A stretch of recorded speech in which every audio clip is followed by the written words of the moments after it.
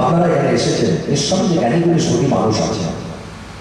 আমি যে কোরআন থেকে কথা বলছি, বিশ্বের বুকে যত ধর্মগ্রন্থ এসেছে তার মধ্যে সর্বশ্রেষ্ঠ ধর্মগ্রন্থ হলো আল কোরআন মাজিদ। কেন? একটা ধর্মগ্রন্থের এক একটা নাম রয়েছে, কিন্তু কোরআন শরীফের আমার আল্লাহ একাধিক নামে বিভক্ত করেছে। কেউ বলেছেন ফুরকান, আমার নাম দেওয়া হয়েছে হুদা, আর একটা নাম হলো শিফা, আর একটা নাম হলো তানজিল। এইভাবে তাফসীর কারকেরা বিভিন্ন নামে বিভক্ত করেছে কোরআন শরীফ। এই কোরআন যত ধর্মগ্রন্থ এসেছে প্রত্যেকটা বইতে ধর্মগ্রন্থে লেখা রয়েছে, যদি ভুল ভ্রান্তি হয় ক্ষমা করবেন, কিন্তু কোরআন শরীফ আমার আল্লাহ জানালেন। কোরআন শরীফের সূরা বাকারার মধ্যে আল্লাহ জানিয়ে দিলেন, একেবারে স্টার্টিং এর শুরুতে আল্লাহ বললেন, যালিকাল কিতাবুল লা রাইবা ফীহি, no doubt in this book. এই গ্রন্থ বা ওই গ্রন্থে ভুল তো দূরের কথা, কোন রকম সন্দেহের অবকাশ নাই। একবার জোরে বলা যাবে না সুবহানাল্লাহ। কোরআন শরীফ সত্য, নবী সত্য, ইসলাম ধর্ম সত্য। আপনাদের কোনো সন্দেহ বা ডাউট আছে নাকি? কথা বলেন, একটু কথার উত্তর দেবে। কেন?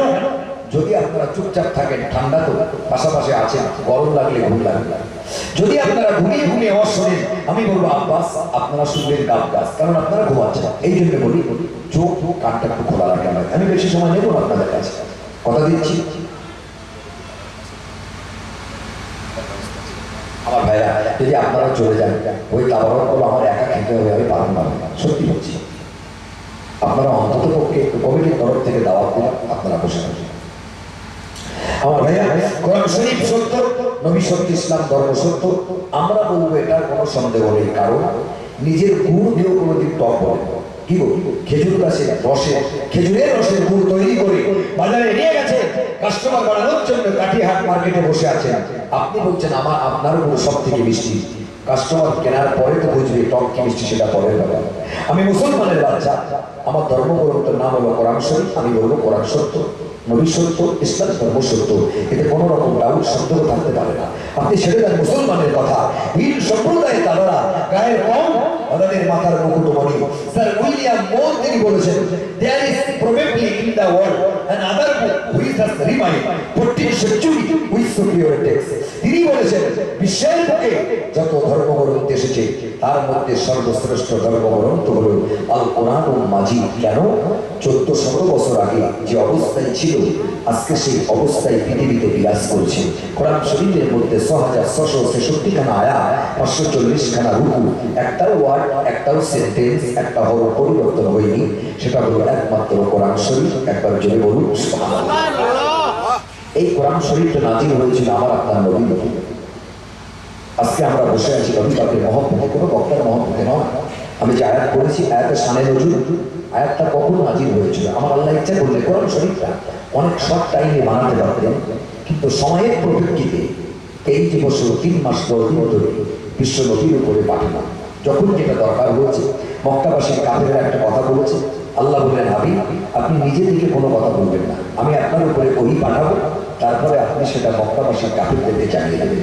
এই জন্য কোরআন শরীফটা তৈরি করতে আমার আল্লাহ নাজিল করলেন 23 বছর 3 মাস 10 দিন। আমার ভাইয়া, এই কোরআন শরীফে এই যে সূরা পড়ে আয়াত পড়েছি, আয়াতের শানে নজুল ব্যাখ্যা অবশ্যই করব। আলোচনার বিষয়বস্তু হল, যত নবী রাসূল এসেছে আমার নবী সবচেয়ে বড়। জোরে বলুন সুবহানাল্লাহ।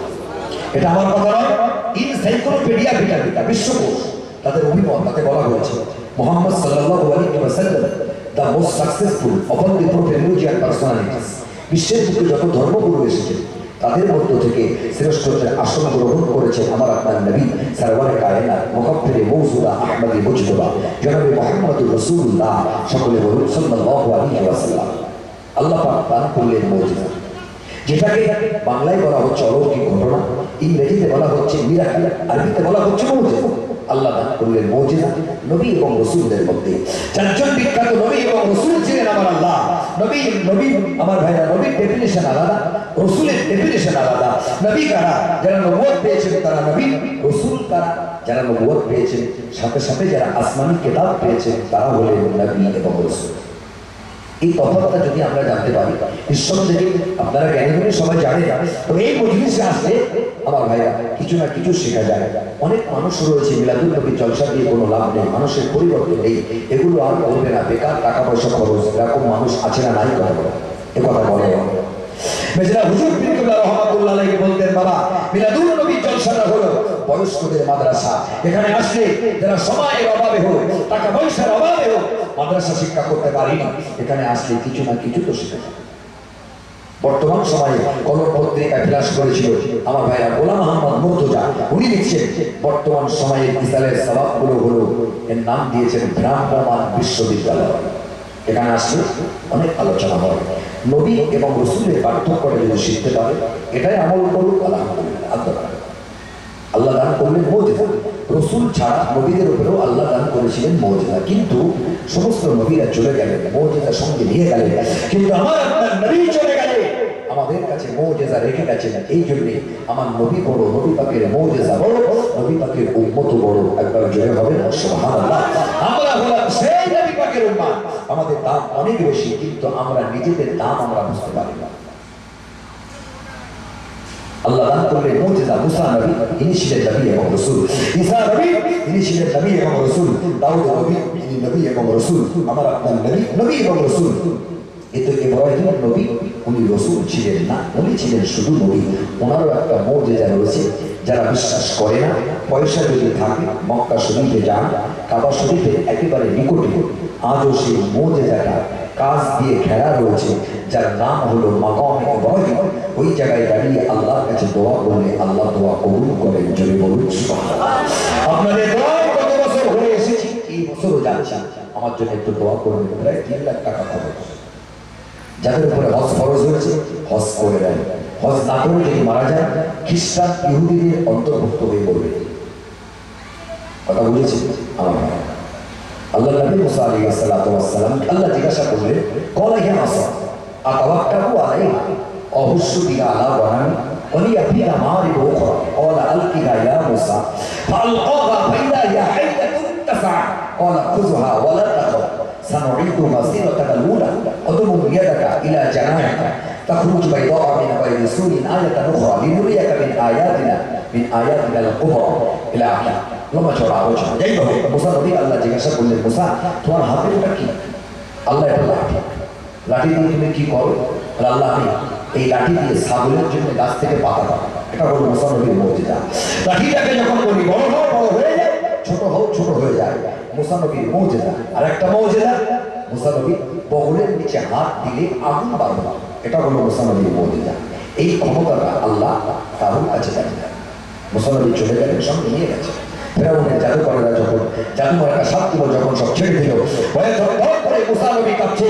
আল্লাহ বলে, মুসা তোমার হাতের লাঠি কেন জমিনের বুকে ঢেলে দাও। বড় একটা অজগর সাপ তৈরি হয়ে গেল। ফেরাউনের জাদুকরদের সমস্ত জাদু মার্কা সাপগুলো মুসা নবীর লাঠি মার্কা সাপ খেয়ে নিল।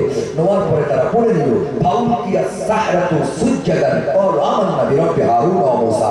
আমরা সিজদায় পতিত হলাম এবং ঈমান আনলাম মুসা এবং হারুনের প্রতিপালকের উপরে। জোরে বলেন সুবহানাল্লাহ।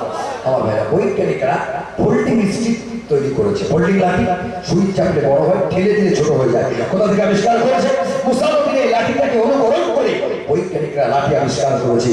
কোরআন ছাড়া বিজ্ঞান একেবারে হ্যান্ডিক্যাপ। একবার জোরে হবে না? ভাইরা আমার, আল্লাহর নবী ঈসা আলাইহিস সালাতু ওয়াস সালামের মুজিজা হলো মৃত কবরবাসী দাঁড়িয়ে গিয়েছিলেন দাঁড়ালে হাজার হাজার কবরবাসীরা উঠে দাঁড়িয়ে তারা সালামের জবাব দিয়ে আবার তারা শুয়ে পড়তেন। এটা হলো ঈসা নবীর মুজিজা। ঈসা নবীর আরেকটা মুজিজা হলো কোন অন্ধ মানুষের চোখে হাত বুলালে সঙ্গে সঙ্গে চোখটা ভালো হয়ে যেত। কোন হ্যান্ডিক্যাপ বিকলাঙ্গ মানুষ যে অঙ্গটা খোড়া, ওই অঙ্গে হাত বুলালে সঙ্গে সঙ্গে ভালো হয়ে যেত। এটা হলো ঈসা নবীর মুজিজা। ঈসা আলাইহিস সালাতু ওয়াস সালাম রাস্তা দিয়ে হেঁটে হেঁটে যাচ্ছেন। বাবা যেতে যেতে একজন সঙ্গী লোক বলে, হুজুর আমি একটু আপনার সঙ্গে থাকতে চাই। বলে কেন? বলে আপনার মুজিজা দিয়ে আপনি কি করেন আমি একটু দেখতে চাই। ঈসা নবী বলে, চলো চলো, আমার সঙ্গে না থাকলে তুমি বুঝতে পারবে না। ঈসা নবী এবার কাছে একটা প্যাকেট ছিল, প্যাকেটের মধ্যে 3খানা রুটি ছিল। একটা রুটি নিজে খেলেন, আর একটা রুটি সঙ্গে লোককে দিয়ে দিলেন। ঈসা নবী খাওয়ার পরে কিছু দূর চলে গেলেন, পানি খেয়ে ফিরে এসে দেখলেন বাবা প্যাকেটের মধ্যে যে রুটিটা ছিল রুটিটা আর নাই। ঈসা নবী বলছে, প্যাকেটের মধ্যে যে রুটি ছিল রুটিটা কোথায় বলো? হুজুর আমি বলতে পারবো না। ঈসা নবী বলো জানে কে খেয়েছে। ঈসা নবী দেখছে ওর মুখ থেকে শিকার আমি করাবো যে কোনো প্রকারে। বলার উদ্দেশ্য হল ঈসা নবীও ছিলেন একজন নবী এবং রাসূল, তার মদিনায় কি কাজ করেছে ঈসা নবী। আমার ভাইরা এবার কিছু দূর চলে গেলেন, যাওয়ার পরে উনি একটা আশ্চর্য জিনিস দেখালেন। ঈসা নবী শুধু বলতেন কোন বিজনিল্লাহ, আল্লাহর হুকুমে হয়ে যাবে। ঈসা নবী কিছু দূর যাওয়ার পরে উনি একটা নদী পার হবেন, নদীতে কোনো নৌকা নেই। ঈসা নবী গায়ের থেকে রুমালটা বিছিয়ে দিয়ে ওই ব্যক্তিকে বললে রুমালের উপরে বসে যাওয়ার পরে চোখটা বন্ধ করো। চোখ বন্ধ করার পরে আল্লাহর হুকুমে বিনা নৌকায় নদীটা পার হয়ে গেলেন। যে বলুন না সুবহানাল্লাহ। চোখ খুলে বলছে এটা কিভাবে সম্ভব হলো? বলে আমি যে আল্লাহর হুকুমে বিনা নৌকায় এই নদীটা পার হয়েছি, ওই আল্লাহর কসম দিয়ে বলো নদীটা কে খেয়েছে? বলছে নদীটা আমি জানি না। ও তো চালাক মানুষ, বলবে আল্লাহ নবী ঈসা আলাইহিস সালাতু ওয়াস সালাম আবার দূর চলে গেলেন। যাওয়ার পরে দেখে নিয়ে মাঠের মাঝখান দিয়ে হেঁটে যাচ্ছিলেন। একটা ছাগলের বাচ্চা দেখতে পেয়েছেন বাবা। ওই ছাগলের বাচ্চাটা এনে জবাই করা হলো, সুন্দর করে ভুনা গোশত রান্না করা হলো। রান্না করে খাওয়ার পরে হাড়গুলো এক জায়গায় করে ঈসা নবী বললেন আল্লাহর হুকুমে জীবিত হয়ে যাও। জোরে বলেন সুবহানাল্লাহ। লাফাতে ওর মায়ের কাছে চলে গেল। ঈসা নবীর সঙ্গী বলে হুজুর এটা কিভাবে সম্ভব হলো? বলে যে আমি আল্লাহর হুকুমে এই ছাগলটা জবাই করেছিলাম, আমি ওই আল্লাহর হুকুমে আবার আমি জীবিত করে দিয়েছি। বলো রুটিটা কে খেয়েছে? বলো হুজুর আমি জানি না। আবার কিছু করে চলে গেলেন। যাওয়ার পরে ঈসা নবী এবার কিছুটা বালি এক জায়গায় করলেন। এই বালি তো আল্লাহর হুকুমে সোনা তৈরি হয়ে যায়। বলার সঙ্গে সঙ্গে বালিগুলো সব সোনা তৈরি হয়ে গেল। ঈসা নবী এবার সোনাগুলোকে তিনটি ভাগে ভাগ করলেন। বলে হুজুর আমরা হলাম দুজন, আপনি কেন তিনটি ভাগে ভাগ করেছেন? একটা ভাগ হলো আমার, আরেকটা ভাগ হলো তোমার, আরেকটা ভাগ যে উঠে গিয়েছে খুঁজে পাচ্ছি না, আরেকটা ভাগ হলো তার। বলছে হুজুর রুটি তো আমি খেয়েছিলাম। বলছে আমি জানি না। বাবা এই জায়গায় সুবহানাল্লাহ বললে হবে না। কি কিছু লোক আছে কি গো বাবা কথা বলে মুসলমান, কিছু মুসলমান আছে আমার ভাইরা বাবা সুবহানাল্লাহ টপিক বোঝে না। আমার ভাইরা আমার একেবারে অকেজো সময়ে বলে আল্লাহুম্মা আমিন। আছে না নাই? কথা বল। এরকম মুসলমান আছে না নাই? অবশ্যই রয়েছে। ইমাম সাহেব দোয়া করছে আল্লাহ জাহান্নামের আগুনে হাবুল বলছে আল্লাহুম্মা আমিন। এরকম লোক আছে না নাই? কথা বল। টপিক বুঝে সুবহানাল্লাহ বলতে হবে। এখনো সেন্টেন্স শেষ হয়নি। সরকারের পয়সা বেশি হয়নি। রাস্তার ধারে দেখবেন যে কোনো জায়গায় দাঁড়িয়ে, আপনি বাবু রাস্তার মোড়ে দাঁড়িয়ে যদি হাত দেখান হয়তো বাস থামবে। ওই জায়গায় হয়তো একটা প্রতীক্ষানা করা রয়েছে, কিন্তু মাঝখানে দাঁড়িয়ে হাত দেখাবে বাস থামবে না। যে কোনো জিনিসে একটা টপিক আছে। এই জায়গায় সুবহানাল্লাহ বলতে হবে। কথা বুঝেছে আমার ভাইরা? ঈসা নবী বললেন যে আমি জানি না তুমি স্বীকার করছিলে না কেন সেটা হবে। বুঝুন আপনি যদি এটা আগে দেখাতেন আপনাকে এতটা কষ্ট করতে হতো না। আমি প্রথমে স্বীকার করে নিতাম। ঈসা নবী বলছে তুমি থাকো আমি চললাম। যাই হোক ঈসা নবী চলে গেলেন, মুজিজা নিয়ে গেছে, কারোর কাছে দেন না এই ক্ষমতা। আমার ভাইয়া ইব্রাহিম নবীর মুজিজা হলো একটা পাথর, সুলাইমান নবীর মুজিজা হলো একটা তক্তায় করে সারা দুনিয়া ভ্রমণ করতেন। এটা হলো সুলাইমান নবীর মুজিজা। ইব্রাহিম নবীর মুজিজা আজও বিদ্যমান। ইব্রাহিম আলাইহিস সালাতু ওয়াস সালামের মুজিজা হলো আল্লাহ বললেন ইব্রাহিম যাও তুমি কাবা শরীফটা পুনর্নির্মাণ করো। কাবা শরীফ ওখানে ছিল পৃথিবীর প্রথম ঘর। আমার ভাইরা নূহ আলাইহিস সালাতু ওয়াস সালামের প্লাবনে কাবা শরীফটা ভেঙে গিয়েছিল। যাওয়ার পরে ইব্রাহিম নবীকে হুকুম দেওয়া হলো তুমি কাবা শরীফটা তৈরি করো। আল্লাহ আমি কিভাবে বানাবো? আল্লাহ এখনকার মিস্ত্রিরা যেমন ভাড়া করে কাবা শরীফটা দেশীয় দুতলা বাড়ি যতটা উঁচু, একতলা ঘর ততটা উঁচু, আল্লাহ আমি কিভাবে বানাবো? ইব্রাহিম নবীকে আল্লাহ বললেন পাথর, জান্নাত থেকে একটা পাথর এনে দেওয়া হবে, পাথরকে হুকুম দেবো তুমি যা বলবে তাই শুনবে। একবার জোরে বলুন সুবহানাল্লাহ। আমার ভাইরা ইব্রাহিম আলাইহিস সালাতু ওয়াস সালামকে বলা হলো ইব্রাহিম নবী এবার কাবা শরীফটা পুনর্নির্মাণ করবেন। আমার ভাইরা ছেলে ইসমাঈল আলাইহিস সালাতু ওয়াস সালাম উনি হলেন জোগাড়ে, আর ইব্রাহিম নবী হলো রাজমিস্ত্রি। পাথরের উপরে দাঁড়িয়ে তিনি কাবা শরীফ কাটার কাজ শুরু করে দিলেন। এই পাথর তুমি উপরে উঠে যাও, পাথর উপরে উঠে যায়। আবার বলে পাথর তুমি নিচেই নেমে যাও। পাথর সঙ্গে সঙ্গে নিচেই নেমে যায়। এবার পাথরের আমার ভাইরা, এটা আমি আমার ভাইরা বৈজ্ঞানিকরা লিফট আবিষ্কার করেছে। আমরা দমদম এয়ারপোর্টে আমরা যাই হাজী সাহেব আগাতে, আমরা লিফটের মধ্যে উঠে শরীর চাপলে সঙ্গে সঙ্গে দোতলার উপরে উঠে যায়। এই লিফটটা ইব্রাহিম নবীর পাথরটাকে অনুকরণ করে বৈজ্ঞানিকরা লিফট আবিষ্কার করেছে। জোরে বলুন সুবহানাল্লাহ। আল্লাহ হুকুম দিলেন, এই পাথর রে তুমি নরম হয়ে যাও, নরম হয়ে যাও। আমার নবী ইব্রাহিমের পায়ের চিহ্ন তোমার উপরে থাকবে। যারা মুজিজা বিশ্বাস করে না তাদের মতো মানুষেরা এখানে আসবে কিয়ামত পর্যন্ত। কাবা শরীফের পাশে পাথরটাকে কাঁচ দিয়ে ঘেরা থাকবে। জোরে বলা যাবে না সুবহানাল্লাহ। ওর নাম হলো মাকাম ইব্রাহিম। ইব্রাহিম নবী চলে গেলেন, ক্ষমতা কারোর কাছে নাই। দাউদ নবীর মুজিজা হলো হাতের ফাঁকে লোহা নিয়ে চাপ দিলে গড়গড় করে পানির মতো বার হতো। এটা হলো দাউদ নবীর মুজিজা। দাউদ আলাইহিস সালাতু ওয়াস সালাম লোহার কাজ করতেন, যা ইচ্ছা তাই তৈরি করে বাজারে বিক্রি করতেন। হাতে করে লোহা নিয়ে চাপ দিলে গড়গড় করে পানির মতো বার হতো। দাউদ নবীর আরেকটা মুজিজা রয়েছে, মুজিজাটা হলো আমার ভাইরা, দাউদ নবী যখন তিনি জব্বুর কিতাব পাঠ করতেন আকাশের উড়ন্ত পাখিরা ব্রেক করে দাউদ নবীর জব্বুর কিতাব পড়া শুনতো। জোরে বলুন সুবহানাল্লাহ। দাউদ নবীর আরেকটা মুজিজা হলো, দাউদ নবী যখন জব্বুর কিতাব পড়তেন সাগরের মাছেরা সারিবদ্ধভাবে লাইন দিয়ে দাউদ নবীর জব্বুর কিতাব পড়া শুনতো। দাউদ নবী চলে গেলেন, এই গলার স্বর আল্লাহ কাউকে দেন নাই। আমার আল্লাহ রাব্বুল আলামিন এত সুন্দর স্বর কাউকে দেন নাই। দাউদ নবী চলে গেলেন, সঙ্গে করে নিয়ে গেছেন। এগুলো হলো মাইনাস পয়েন্ট। আমার আপনার নবীর মুজিজা হলো পায়ের নখ থেকে মাথার চুল পর্যন্ত মুজিজা। জোরে বলা যাবে না সুবহানাল্লাহ। রাসূলুল্লাহর জন্মটা হলো একটা মুজিজা, আল্লাহর নবীর তিরোধানটা হলো একটা মুজিজা। যত নবী রাসূল এসেছে, যত বৈজ্ঞানিক বলেন মহামানব বলেন না কেন, যদি কেউ ভূমিষ্ঠ হয় মাঘ মাসের 3 তারিখ, খোঁজ নিয়ে দেখেন হয় বসে মরেছে ফাল্গুনের 10 তারিখ। যদি কেউ পৃথিবীতে আসে চৈত্র মাসের 3 তারিখ, হয় বসে চলে গেছে মাঘ মাসের 4 তারিখ। বিশ্ব নবী এসেছিলেন 12ই রবিউল আউয়াল সোমবার সবে সাদেকের সময়। আল্লাহ নবীর ডেট অফ বার্থ সেম ডেটে। জোরে বলুন সুবহানাল্লাহ। এটা হলো নবীদের একটা মুজিজা। আমার ভাইরা, বিশ্ব নবী মুজিজা, পায়ের নখ থেকে মাথার চুল পর্যন্ত মুজিজা। আরেকবার জোরে বলুন না সুবহানাল্লাহ।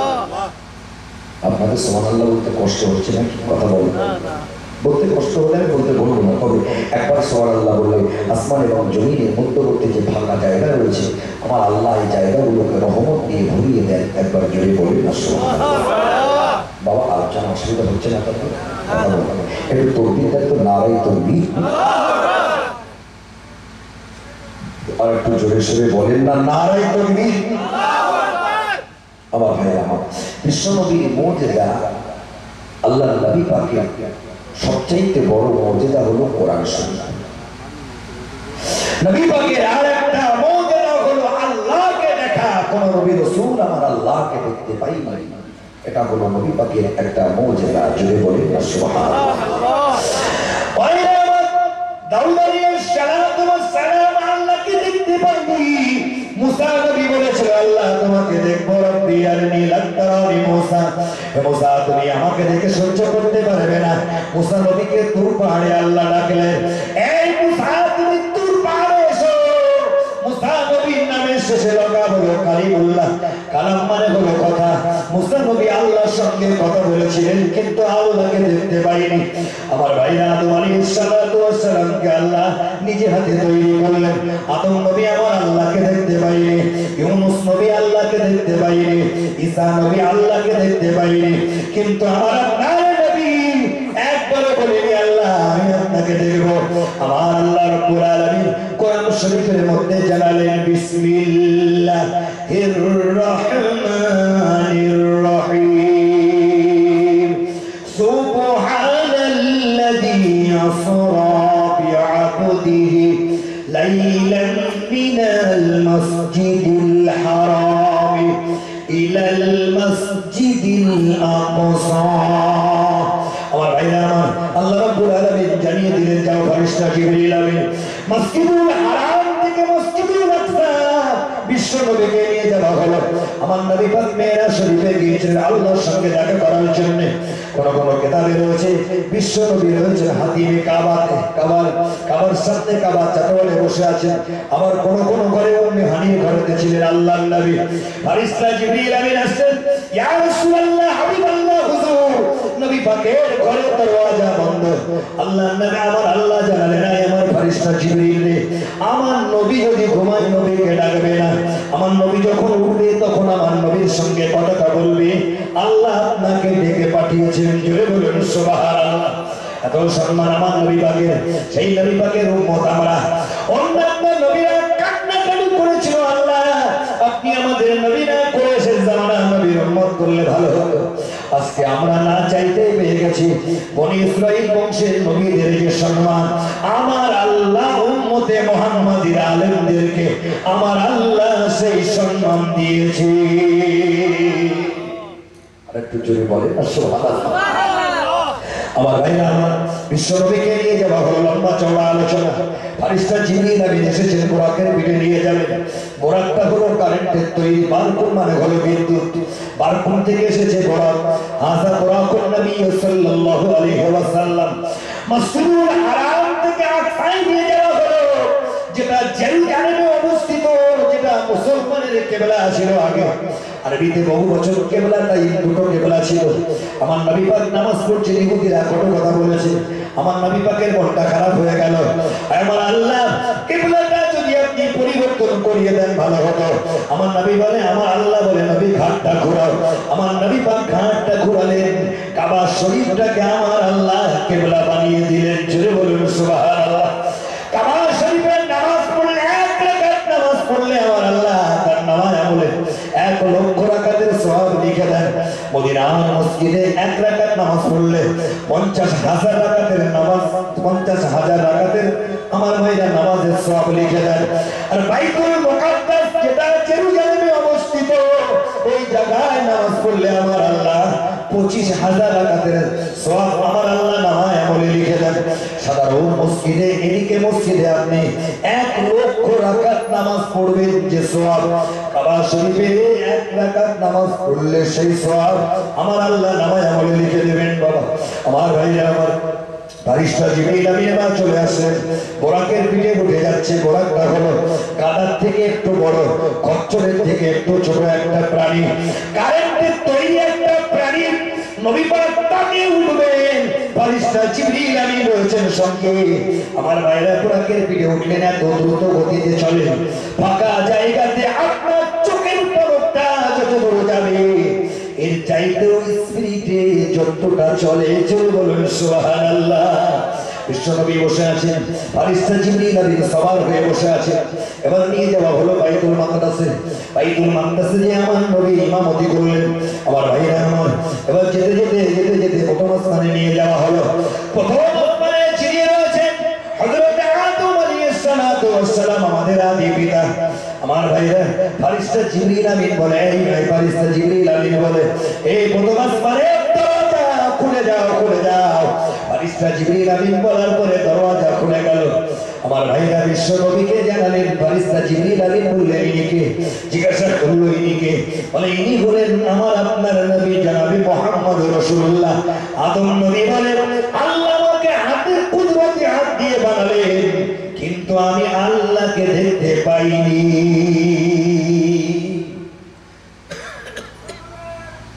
আমার নবী সাল্লাল্লাহু আলাইহি ওয়াসাল্লাম তার মর্যাদা আল্লাহ পাক এক করিয়েছে। আমার ভাইরা, এইভাবে যেতে যেতে বাইতুল মামুর, বাইতুল মামুরটা হলো ফেরেশতাদের কাবা, যেটা হলো দুনিয়ার যে কাবা, একেবারে ওই বাইতুল মামুরের প্রতিচ্ছবি আপনি বলতে পারেন দুনিয়ার কাবা। বাইতুল মামুর যদি ভেঙে পড়ে একেবারে কাবা শরীফের ছাদের উপরেই পড়বে, একদম সোজাসুজি। ফেরেশতাদের কাবা, ওই ফেরেশতারা এক একজন ফেরেশতা যদি একবার চান্স পায়, কিয়ামত পর্যন্ত নেক্সট বার ওই কাবাতে ঢোকার সে চান্স পাবে না। তাহলে কতজন ফেরেশতা আছে ক্যালকুলেটরও ফেল করবে। কি ঠিক না ভুল কথা বলে? এত ফেরেশতা আমার আল্লাহর আলামিন।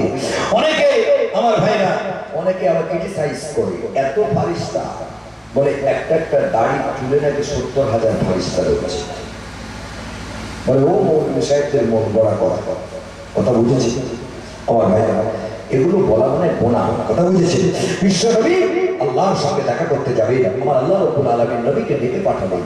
অন্যান্য নবীরা দেখতে চেয়েছিল, দেখতে পাইনি, কিন্তু আমার নবী আমার আল্লাহকে দেখতে চাইনি। আমার আল্লাহ বললেন হাবিব আসেন, আমি আপনাকে দেখবো। জোরে বলেন না সুবহানাল্লাহ। কতটা প্রভাব, কতটা দাম আমাদের আমরা বুঝতে পারিনি। আমার নবী বড়, নবী পাকের মুজিজা বড়, নবী পাকের উম্মত আমরা বড়। আমাদের জন্য আমার আল্লাহ, আমার নবী পাক আল্লাহর কাছে কান্নাকাটি করেছিলেন। আল্লাহ অন্যান্য নবীরা বয়স হয়েছে 150 বছর, 1000 বছর, 700 বছর, 450 বছর, তার উম্মতেরা এত বয়স হয়েছে আল্লাহ, কিন্তু তার উম্মতেরা অনেক দিন ধরে ইবাদত বান্দেগি করেছে। আল্লাহ আমার উম্মতেরা তো অতদিন বয়স পাবে না, তাহলে আমার উম্মতরা তাদের সমপরিমাণ ইবাদত কিভাবে করবে?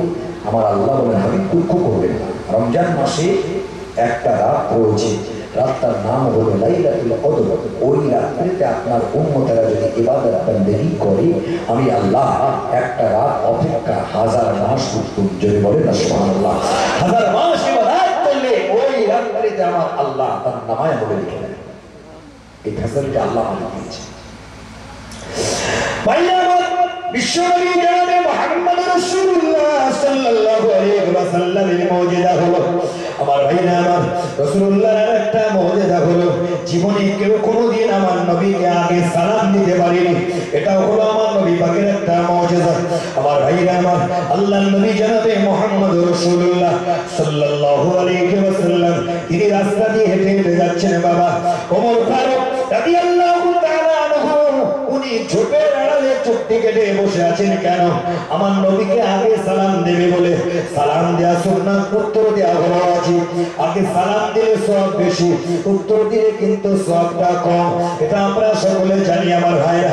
বিশ্বনবীর মুজিজা হলো আল্লাহ পাক রব্বুল আলামিন আমার নবী পাকের মুজিজা দিলেন। আমার ভাইরা আমার নবী পাকের একটা মুজিজা হলো জীবনে কেউ কোনোদিন আগে সালাম দিতে পারেনি। জোরে বলা যাবে না সুবহানাল্লাহ। যিনি বারিস্তা আমার ভাই রাসূলুল্লাহ সাহাবী হযরত ওমর ফারুক রাদিয়াল্লাহু তাআলা আনহু ইনি ঝোপের আড়ালে চুপটি কেটে বসে আছেন নবীকে আগে সালাম দেবে বলে। নবী পাক ঝোপের কিছু দূর আগে থেকে আমার নবী বলেন, আমার নবী সালাম দিলেন আসসালামু আলাইকুম। ওমর ফারুক বললেন ওয়ালাইকুম আসসালাম ওয়া রাহমাতুল্লাহি ওয়া বারাকাতুহু। ওমর ফারুক ঝোপের আড়াল থেকে বার হলেন। আমার নবী বলে তুমি কাঁদো কেন, কি হয়েছে তোমার, বলো বলো। ইয়া রাসূলুল্লাহ হাবিবাল্লাহ হুজুর আমি মনে করেছিলাম আমি আজকে একটু আপনাকে আগে সালাম দেব, কিন্তু আপনি আমাকে আগে সালাম দিয়েছেন। আমার নবী বলে ওমর আমি নবী পেছনে যেমনই দেখি সামনে তেমনই দেখি। আমি নবী পরিষ্কার ভাবে দেখতে পাচ্ছি তুমি ঝোপের আড়ালে বসে রয়েছো। জোরে বলা যাবে না সুবহানাল্লাহ। বিশ্বনবী বললেন একজন মুসলমান আর একজন মুসলমানের প্রতি হক হলো প্রথমে থেকে সালাম দেয়া। এটা আমরা করি তো, কথা বলবো আমরা করি তো সালাম দেয়া, কিন্তু আপনি বলুন আল্লাহ নবী বললেন আমার উম্মতেরা তোমরা 3টে জিনিস আমল করো, তোমাদের সংসারে উন্নতি হবে, কোনোদিন অভাব থাকবে না। আপনারা কি 3টে জিনিস শুনবেন নাকি? কথা বলবেন, শুনতে চান না? কি 3টে জিনিস হবে বাবা? 3টে জিনিস শুনতে গেলে আপনাদের 5 ওয়াক্ত নামাজ কিন্তু আগে পড়তে হবে। হয়তো বলবেন খোকা তুমি তো নামাজের কথা আগে বলেন। বাজারে ম্যাজিশিয়ান আসে, ম্যাজিশিয়ানেরা দেখবেন লোক জড়ো করে, বলে টোটাল জিনিসটাই ফ্রি। যখন আপনি যান তখন বলে সব ফ্রি, শুধু মাগরিব দাম 2 টাকা। তুমি তো দেখছি সেরকম করছো, আগে কিছু বলবে না, তুমি বললে আমল করলেই সংসারে উন্নতি হবে। খোকা ওইটা আগে বলো। খোকা ফজরের নামাজ পড়ে বাড়ির থেকে বার হচ্ছি আর মাগরিবের নামাজ পড়ে ঢুকছি, কিন্তু সংসারে কোনো উন্নতি নেই। অন্তত 3টে আমল যদি করে একটু উন্নতি হয়, কিন্তু ঠিক না ভুল কথা বলে। সংসারে অভাব কম বেশি সকলের আছে, কথা বুঝেছি। 5 ওয়াক্ত নামাজ পড়তে হবে। নবী বললেন প্রথম নম্বর আমল হলো একজন মুসলমান আর একজন মুসলমানকে দেখলে সালাম দেওয়া। আর আপনি বলবেন আপনি যদি আপনাকে মুসলমান বুঝতে না পারে আমি সালাম দেবো কিভাবে? কি কথা বলবো, কথা বলে আমি যদি বুঝতে না পারি আপনি মুসলমানের বাচ্চা, আমি আপনাকে সালামটা দেবো কিভাবে? আপনার মুখে যদি দাড়ি থাকতো, মাথায় টুপি থাকতো, আমি বুঝতাম যে না মুসলমানের বাচ্চা, মুসলমানের লেবাস আছে, আমি বুঝতে পারতাম। নাম জিজ্ঞাসা করলাম, নাম শুনে বোঝা গেল না। তোমার নাম কি? বলছে নাম হলো নাহিদুদ্দিন কারিম শামসুল হক দেলোয়ার হোসেন সরকারুল ইসলাম মোহাম্মদ আবিবুল কুতুবুজ্জামান ব্র্যাকেটে শানপুর ঝোট। এই নামগুলোকে মুসলমানের নাম হয়? কথা বলেন হয়। আপনি নাম শুনে বুঝলেন, এটাও বোঝা গেল না। আপনি বললেন আমার নাম ঝন্টু। আমি জিজ্ঞাসা করলাম আপনি ঝন্টু রাখিলাম কেন? তো বলছে যেখানে যেভাবে হয় সেইভাবে চালা যায়। এই নাম শুনে কেউ বুঝতে পারবে না।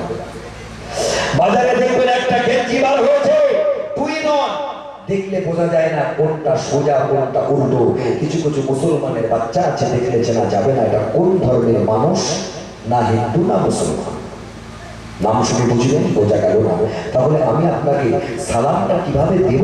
আপনি বলেন আমি আপনাকে কিভাবে দেব সালামটা? যে নবী পাকের হাদিসটা যে আমি রাখবো, আজকে যাদের মুখে দাঁড়িয়ে নেই, বাবা দাঁড়িয়ে রেখে দেন, দাঁড়িয়ে রাখলেও বোঝা যাবে মুসলমানের বাচ্চা। কথা বুঝেছি? ওয়াজ শুনে শুধু বাড়ি বলে হবে না, আমল করতে হবে। এই দাড়িটা মন করার জন্য আমি রাখি না, নবী পাকের একটা সুন্নাত।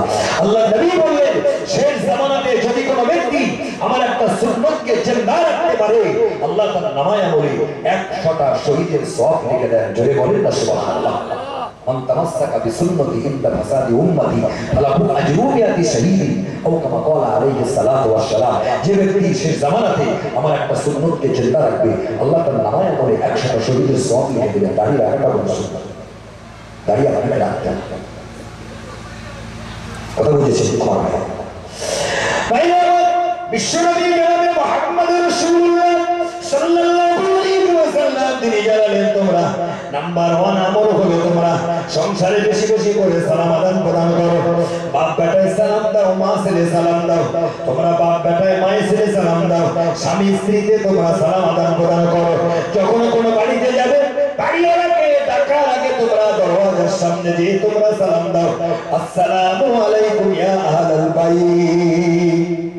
সালামের যদি কোনো জবাব না আসে, তোমরা 3 বার সালাম দাও। তারপর তোমরা ঠকঠকানি আওয়াজ তোমরা দরওয়াজাতে করে দাও। বাবা সালাম দিতে হবে। আল্লাহ নবী জানালেন রাসূলুল্লাহকে যদি ভালোবাসি তাহলে আপনাকে সালাম আদান প্রদান করতে হবে। অনেকে বলবে স্বামী স্ত্রীতে সালাম দেওয়া যায় নাকি? এটা হলো তো লজ্জার ব্যাপার, লজ্জা লাগে। বাপ বেটায় সালাম দেওয়া যায় নাকি? লজ্জা লাগে। কিন্তু এখানে যদি নবী পাকের কথাই লজ্জা লাগে, আপনি বলুন ঘরের মধ্যে বসে আমরা যখন টেলিভিশনের বিভিন্ন নাটকগুলো সিরিয়ালগুলো দেখি, মায়ের সাই বাপ বেটায় বৌমা এক জায়গায় বসে, তখন কিন্তু আমাদের লজ্জা লাগে না। কিন্তু বিশ্ব নবী জানালেন তোমরা তোমরা ছেলে বাপ বেটায় তোমরা সালাম দাও, স্বামী স্ত্রীতে সালাম দাও, আদান প্রদান করো, আপনাদের সংসারের উন্নতি হবে। চলে বলুন সুবহানাল্লাহ। লজ্জা লাগবে না? কি কথা বলবো, লজ্জা লাগবে নাকি আমাদের? তো আমাদের কিন্তু, তবে বাবা একটা কথা বলি, আপনারা সালাম দেন, অসুবিধা নেই। সালামের প্রনাউন্সিয়েশনটা যদি ঠিকঠাক না হয়, যদি তার মানে উচ্চারণটা যদি ঠিক না হয়, এর অর্থ কিন্তু পরিপূর্ণ আসবে না। আসসালামু আলাইকুম, আল্লাহ আপনার উপরে রহমত বর্ষণ করুন। আপনি বলবেন ওয়ালাইকুম আসসালাম, আল্লাহ আপনার উপরে রহমত বর্ষণ করুন। কিন্তু যদি কেউ সালাম দেয় সালাম আলাইকুম, মানে আল্লাহ আপনার উপরে গজব নাজিল করুন। কথা বুঝে সালাম দিলে গজব থেকে আনা। সালামের প্রনাউন্সিয়েশনটা ঠিকঠাক করতে হবে, তাহলে আপনি দেখবেন সব থেকে ওটা ঠিক আছে। আমার ভাইরা আমার, তবে হাত জোর করে বলবো সংসারের উন্নতির জন্য যেন আজকে যেন বাড়িতে যে বিবিকে সালাম দেবে। কেন বলে বাবা ঝামেলা দিতে পারে, কি ঠিক না ভুল কথা বলে। ওরে এত বছর পরে ওয়াজ শুনলে কোনো পরিবর্তন নেই, কার শুনেছো আজকে বাড়ি এসে বলছো আসসালামু আলাইকুম। ওরে বাবা আমার কথা শুনে নবী পাকের হাদিস মানতে যে রাতের বেলা ঝামেলা করবেন না। আগামীকাল থেকে সালাম দেন। নাম্বার 1 আমল হলো বেশি বেশি করে সালাম আদান প্রদান করো। রাসূলুল্লাহ আরেকটা মুজিজা হলো আমার ভাইরা আমার, আল্লাহ নবী পাকের মুজিজা কথা আলোচনা করতে করতে রাত পার হয়ে যাবে, কিন্তু রাসূলুল্লাহর মুজিজা শেষ করা যাবে না। আরেকটা মুজিজা হলো ডাইরেক্ট মুজিজা না হলেও ইনডাইরেক্ট মুজিজা। সেটা হলো এই ইনডাইরেক্ট মুজিজা দেখে আমার ভাইরা বৌদ্ধদের ধর্মগুরু মিস্টার স্বামী আনন্দ, তিনি ইমানের কালেমা পড়ে মুসলমান হয়েছিলেন। একবার জোরে বলুন সুবহানাল্লাহ। মায়ানমারের মুসলমানদেরকে যারা নির্মমভাবে হত্যা করছে, একটা সম্প্রদায় রয়েছে, সম্প্রদায় বৌদ্ধ সম্প্রদায়। এই বৌদ্ধ সম্প্রদায়ের ধর্মগুরু মিস্টার স্বামী আনন্দ, মানুষটার বাড়ি কোথায়? আমেরিকায়। এই মানুষটা জাপানের টোকিও মিশনারিতে পড়াশোনা করে 5 লক্ষ ছাত্রের মধ্যে তিনি প্রথম স্থান অধিকার করেছিলেন। এই মানুষটা তিনি ইমানের কালেমা পড়ে মুসলমান হয়েছিলেন। জোরে বলেন সুবহানাল্লাহ। আমার ভাইরা, আলোচনা শুনলে অবাক হয়ে যাবে। আমরা জানি রাসূলুল্লাহর এক হাতে তলোয়ার, এক হাতে কোরআন। যদি কোরআন না পড়ো, তলোয়ার দিয়ে গর্দান কাটবে, এটা ভুল ইতিহাস। এভাবে ইসলাম প্রচার হয়নি। তলোয়ারের ভয়ে ইসলাম প্রচার হয়নি, মানবতায়, উদারতায়। It is not true that Islam was spread by শরীয়ত। তলোয়ারে নয়, উদারতায়, মানবতায় ইসলাম ধর্মটা প্রচার হয়েছে। আল্লাহর নবী আদর্শ দেখে মানুষ, কথা শুনে মানুষ কালেমা পড়েছে। দুরূদ শরীফ আল্লাহুম্মা সাল্লি আলা সাইয়্যিদিনা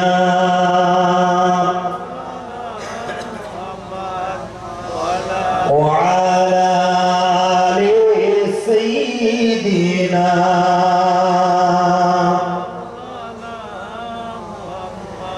दर पे आका किसी दिन बुला लीजिए, दर पे आका किसी दिन बुला लीजिए, आपके कदमों में मुझको सुन लीजिए, दर पे आका किसी दिन बुला लीजिए। अल्लाहुम्मा, সকলে আওয়াজ করে পড়ুন।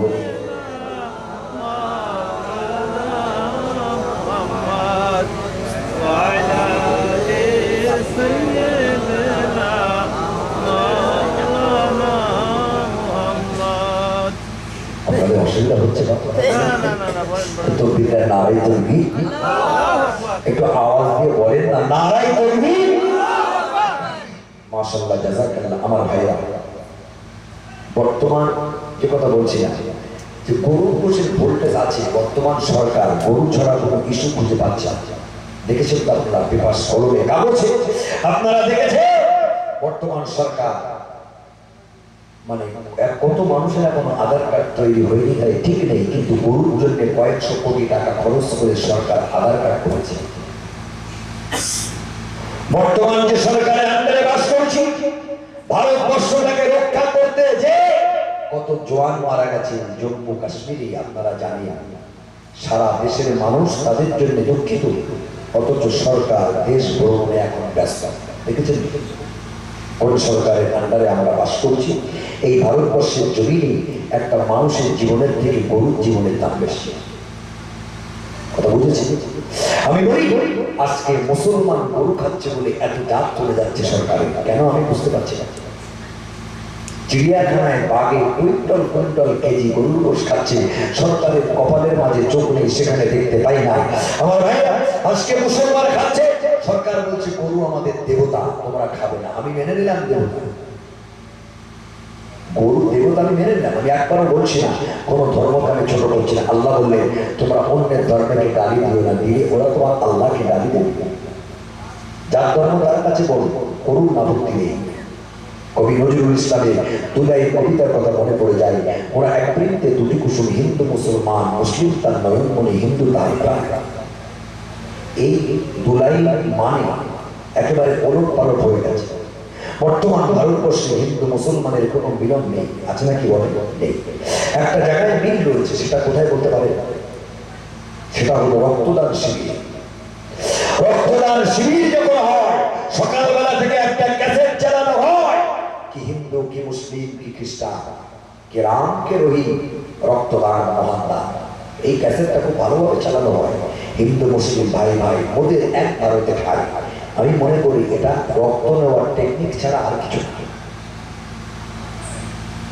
আপনি কোন জায়গায় মিল রাখতে পারবেন না। বর্তমান সময়ে আমার দোষ হলো আমি মুসলমান, এই ছাড়া কোনো দোষ আমার নেই। আমি রাস্তায় ঘুরে বেড়াই, আমার একটাই দোষ, আমি হলাম মুসলমানের বাচ্চা, এছাড়া আর কিছু না। তা না হলে মুসলমানদের উপরে এইভাবে বুলডোজার স্টিম রোলার চালাচ্ছে সরকার। কেন? মুসলমান কি দোষ করেছে তোমার কাছে? গরু খাবে না মুসলমান, ঠিক আছে, আপনারা বলুন, শুধু যদি মুসলমান গরু খেত, গরুর গোশের দাম এত বেশি হতো? বলে কয়েক সপ্তাহ আগে আসামে গিয়েছিলাম। আসামের জায়গাটার নাম হলো হাইলাকান্দি, আর একটা জায়গা হলো কচুতরা, ওটা হলো শিবচর, এয়ারপোর্টে নামতে হবে। ওখানে গরুর গোশের কেজি 400 টাকা করে, গরুর গোশের কেজি। আমি বলে এসেছি যে এই জায়গায় মুসলমান শুধু একা খাচ্ছে না, খেলে গরুর গোশের দাম এত বেশি হতো না। বর্তমান ভারতবর্ষ থেকে বিদেশে গরুর গোশগুলো, এখান থেকে গরু জবাই করে কসাইখানা থেকে গরুগুলো বাইরে পাঠানো হচ্ছে। যে 6 জন গরু ব্যবসায়ী আছে, তার মধ্যে 4 জন হলো আমার হিন্দু দাদাদের দাদা। সরকার এখানে দেখতে পাচ্ছে না, সরকার শুধু দেখছে মুসলমান গরু খাচ্ছে, মুসলমান গরু খাওয়া বন্ধ করো, বন্ধ করো, বন্ধ করো। গত 8ই ফেব্রুয়ারি আনন্দবাজার পত্রিকা কলকাতাতে নাকি গরুর দুধের থেকে গরুর প্রস্রাবের দাম বেশি। কাগজ পড়েছিলেন আপনারা? কথা বলেন। আচ্ছা ভাই, এটা মানুষ মেনে নিতে পারে? আপনারা বলেন। গরুর প্রস্রাবের দুধের থেকে গরুর প্রস্রাবের দাম বেশি, এটা কোন ভারতে বাস করছি ভাই? সত্যি আমি চিন্তা করে পাগল হতে। আপনার দেবতা আমি মেনে নিলাম, আমি একবার বলছি না দেবতা না। গরু যদি দেবতা হতো, তাহলে গরু যখন অকেজো হয়ে যায় মুসলমানের কাছে কেন বিক্রি করছে? জানেন তো, মুসলমানের কাছে গেলে জবাই করে খেয়ে নেবে। গরুগুলো ছোট থেকে বড় করে করে কোরবানির সময় মুসলমানের কাছে কেন বিক্রি করে? জানেন তো, মুসলমান খেয়ে নেবে গরুগুলো। তাহলে আমি বলবো, গরু যদি দেবতা হবে, মা হবে, দেবতা মানে হলো মা, যদি মা হবে তাহলে মায়ের চুল দিয়ে কোনোদিন জুতো পালিশ করা ব্রাশ তৈরি হয় না। গরুর লেজের চুল দিয়ে জুতো পালিশ করা ব্রাশ তৈরি হয়। বর্তমান যিনি সরকার, এই সরকারের মতো কোনো দেশ, কোনো জুতো, কোনো দেশ ভ্রমণ কোন সরকার করেনি যে কোনো মালের উপরে জিএসটি চাপিয়ে দিয়েছে। কি গো, পয়সাগুলো কোথা থেকে উঠবে? সরকারের তো কথা বুঝেছেন।